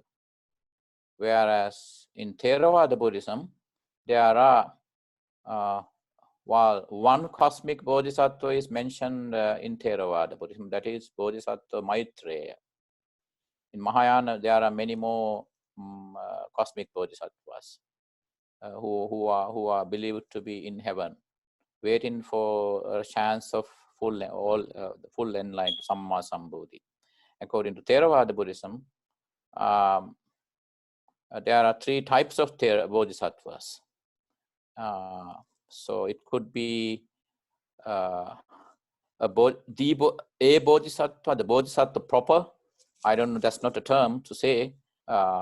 Like in Mahayana Buddhism, all bodhisattvas aspire to be Samma Sambuddha. Now, according to Theravada Buddha, some followers aspire to become Samma Sambuddhas. So they are bodhisattvas that are equal to bodhisattva, any bodhisattva in Mahayana Buddhism. Apart from that, there are two other kinds of bodhisattvas in Theravada. That's called Pacceka Buddha Bodhisattvas, or bodhisattvas who want to be one-way Buddhas. They are not Samma Sambuddha. They achieve enlightenment all by themselves, but they don't have the capacity, the ability, the talent of sharing their enlightenment with the world. So that's what they are, Pacceka, meaning leading one way. They enlighten themselves, but they don't have a way to enlighten others. And that's the second type of bodhisattvas. Third type of bodhisattvas is Savaka. And we did discuss these three types of bodhisattvas in our previous class. So that is three types of bodhisattvas, meaning they are, a second, Command Shift H.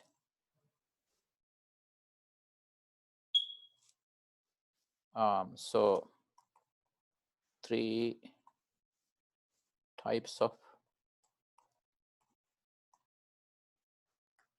bodhisattvas. Samma Sambuddha, Pacceka Buddha, Arahanta, Arahanto Savaka Bodhisattvas.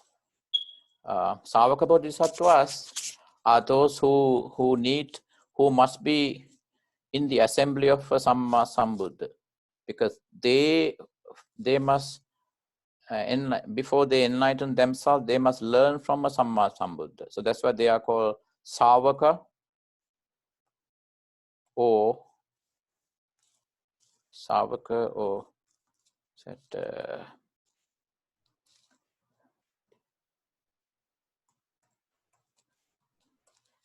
or disciple Bodhisattvas. Did I answer that question? 3 types of Bodhisattvas, right? Now, so the right understanding, according to this description by Venerable Rahula, right understanding is not so easy. In summary, we could say that there are two types of understanding. First one is Anubodha, and I already typed that in, posted that. Anubodha understanding or the inferred understanding. And second one is penetrated or Pativeda understanding. In Pativeda, you are non-subjective. You have non-subjective approach to knowledge. Whereas in inferred understanding or in Anubodha, you have subjective understanding, subjective approach to understanding.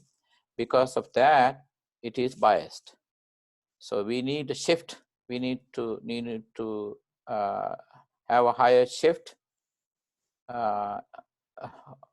We need to shift, elevate ourselves from Anubodha understanding to Pativeda or penetrated understanding. So that is the first one of the Panya, or the first grouping, Panya. And second one is right thought, actually. And then that is Samma Sankappa. Samma Sankappa is threefold again. See, under that description, you say right thought, the thoughts of selfless renunciation or detachment, thoughts of love, and thoughts of non-violence, which are extended. There are 3 types of right thought. So the thought of renunciation, and then so that you slowly, that is called 3 types of right thought. 3 types of right thought. Thought of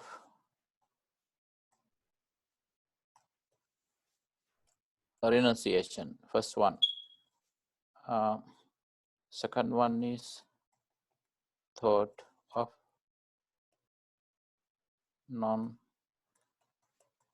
non-violence, and the third one is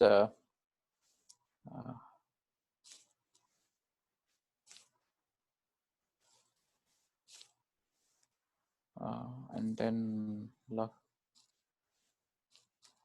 avyapada sankappa, avidvaita, thoughts of self. First, let me go by Pali, then it's easier.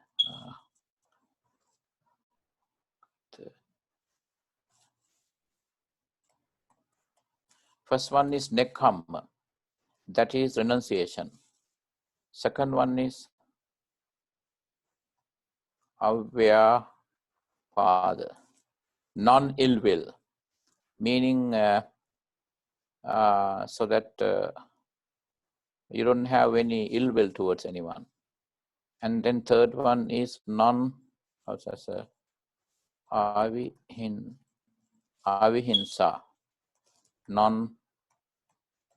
non-violence. These are the 3 types of right thought. So first, nekkhamma thought, that is thought of renunciation. Avyapad, you don't have a grudge, you don't have angry. It is non-ill will, meaning you have goodwill towards the whole world, yourself and the world. And then, and also you have practiced non-violence. These are the 3 types of right thought. Samma Sankappa, by the way, and this Sankha, Samma Sankappa. Any questions? We have 10 more minutes to go. Right, understand, let's touch upon. So, under Panya, wisdom, you practice right thought and right understanding.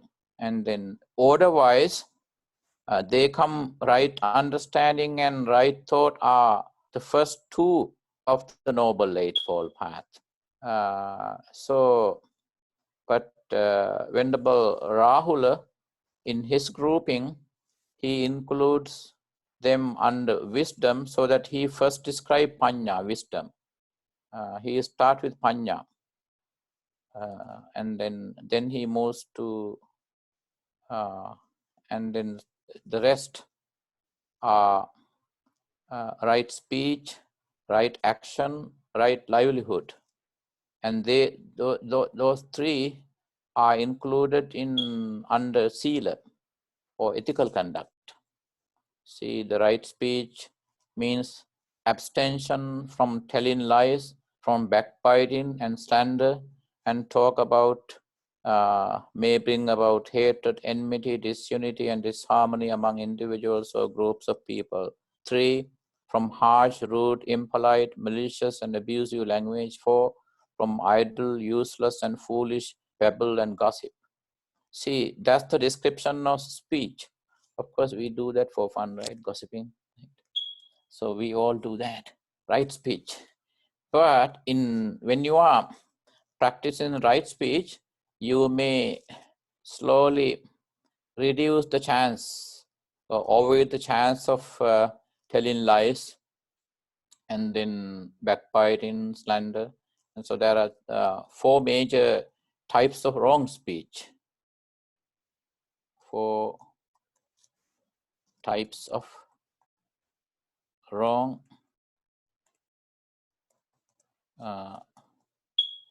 speech, as opposed to these 4 types of, when you avoid, when you don't do any of these 4 types of wrong speech, you are practicing right speech, which is also difficult. And I know it for myself, being a monk, how difficult it is to stick to right speech. And then, so that's right speech. And then right action. Right action, that is, right speech is right samma vacha. Right action is right kammanta. Says that the right action aims and promoting moral, honorable, and peaceful conduct. It admonishes us that we should abstain from destroying life, from stealing, from dishonest dealings, from illegitimate sexual intercourse, and that which also help others to lead a peaceful and honorable life in the right. Now, right, when it comes to right action, so these are the things. Lots of people, like business people, have asked me, told me that they have difficulty practicing right action because in the marketing world you have to tell lies, so that in a way, and then also it involves and then fish trade, meat trade, and it involves the destruction of life, slaughtering animal, and also when you lie for marketing purpose, it is a kind of stealing. And then also dishonest dealings is difficult to avoid. And then and the next one is illegitimate sexual intercourse. This is right action. And the right livelihood. It's a longer description here. Right livelihood means that one should abstain from making one's living through a profession that brings harm to others, like arms trade that certain nations do, such as trading in arms and lethal weapons, intoxicating drinks or poisons, killing animals, cheating, etc., and should live by a profession which is honorable, blameless, and innocent of harm to others. One can clearly see that Buddhism is strongly opposed to any kind of war when it lays down the trade in arms and lethal weapons is an evil and unjust means. Now, these 3 factors, right speech. Now, look at this right livelihood. Don't you think that is extremely difficult nowadays? What would be the solution in an applied sense? How to practice Noble Eightfold Path? The answer is, lots of people have asked me how to practice. Now, there's no particular order So these 8 factors are not listed in the order, in a particular order that you must practice. Now you can start practicing any one of these. You can start with right understanding, or you can start with right effort, or could be you are a meditator, so that you can start with right mindfulness. Skip the difficult ones, and then choose the easier ones to practice. Right. So now that's how to practice this. And then let's say Samadhi, mental discipline, serenity. See, right effort. Right effort is fourfold. See the 4. These are also called 4 energetic efforts. Chattaro is 4.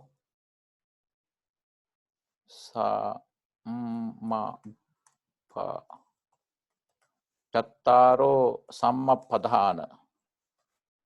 Samma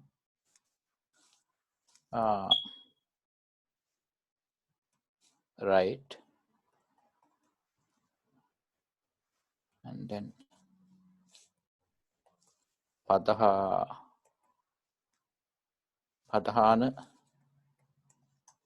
effort. So right efforts is the fourfold energetic efforts. Chattaro sammapadana. First, to prevent evil and unwholesome states of mind from arising. 2, to get rid of such evil and unwholesome states that have already arisen within. 3rd, to cause to arise good and wholesome states of mind that have not yet arisen. 4, to develop and bring to perfection the good and wholesome states of mind already present in our mind. He says in the man, it should be maybe in our mind. These are called the practice of right effort is to practice of these 4. 2 are about first one is about preventive. So the second one is removing, about removal. Third one is producing. Fourth one is developing. So now preventing, removing, producing, and developing. Removing of unwholesome states of mind, and then removing of unwholesome states of mind that have already arisen. Third one is about producing wholesome states that have not yet arisen. And then fourth one is developing such wholesome that have already arisen in your mind. And the last one is right mindfulness. So the right mindfulness, this is the most popular spiritual term nowadays in America. Now, right mindfulness to be diligently aware, mindful, and attentive with regard to the activities of the body, kaya, sensations or feelings, vedana, the activities of the mind, chitta, and the concept and things, dhamma. And you come across this, and this corresponds to another sutra called Satipatthana. Now, this is my most favorite sutra, Satipatthana. This discourse on the 4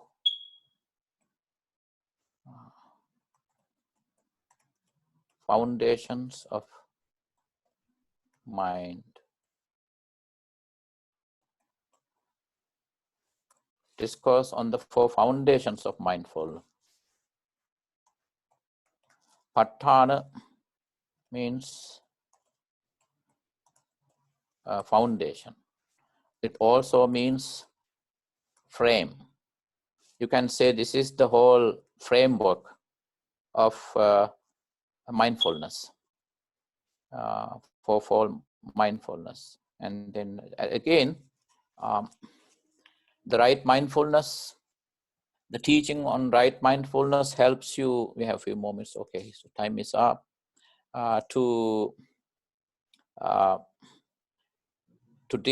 learn to reduce the subjective approach, because it is the same selfhood, atta, which is divided into 4 foundations.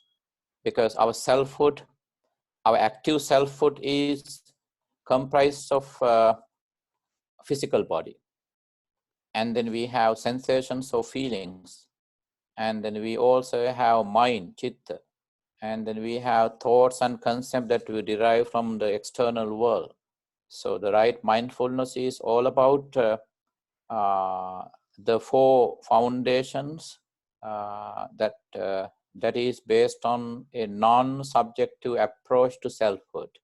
So when you deconstruct your selfhood into physical body, kaya, sensations or feelings, vedana, and then activities of the mind, chitta, and ideas, thought, conceptions, and things that is necessarily from the external world, dhamma. So these are considered the 4 frames or the 4 foundations of mindfulness, based on which we can reduce our subjective nature, so that we can reduce our, our struggle of seeing things first as they appear to be, and then because within our inferred knowledge, inferred understanding, then to see things as they truly are through our penetrated understanding, that is anubodha understanding. Any questions? I think our time's up, right? Yeah, we end at 4:30, but I don't know if anybody has any questions. Actually, yeah, because I skipped certain, I never wanted to go through the whole article, the essay here, because actually for today's lesson, please keep this article by Rahula for self, plus the class notes. Right? So, of course, this essay would help all the way to your final exam. Just read it out. Just study it. So, any last questions?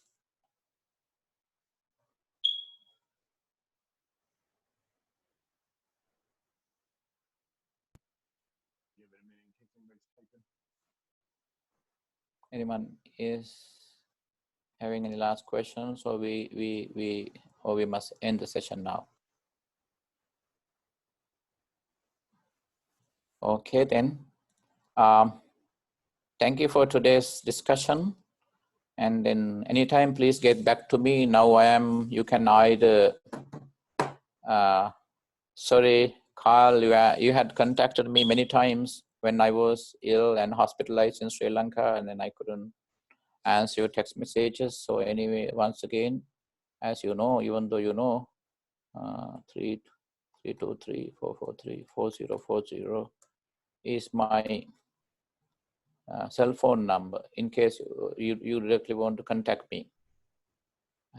So again, as we continue,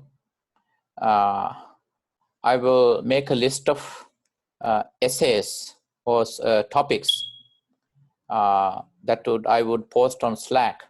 You can gather that data under those themes or topics, and just to hint at, so that they would help you to successfully write your final exam. Thank you very much and have a beautiful evening. See you at 8:30 tomorrow morning. Thank you. Bye-bye. Thank you, Bante. Thank you. Good morning. Thank you. See you. Bye-bye. Thank you.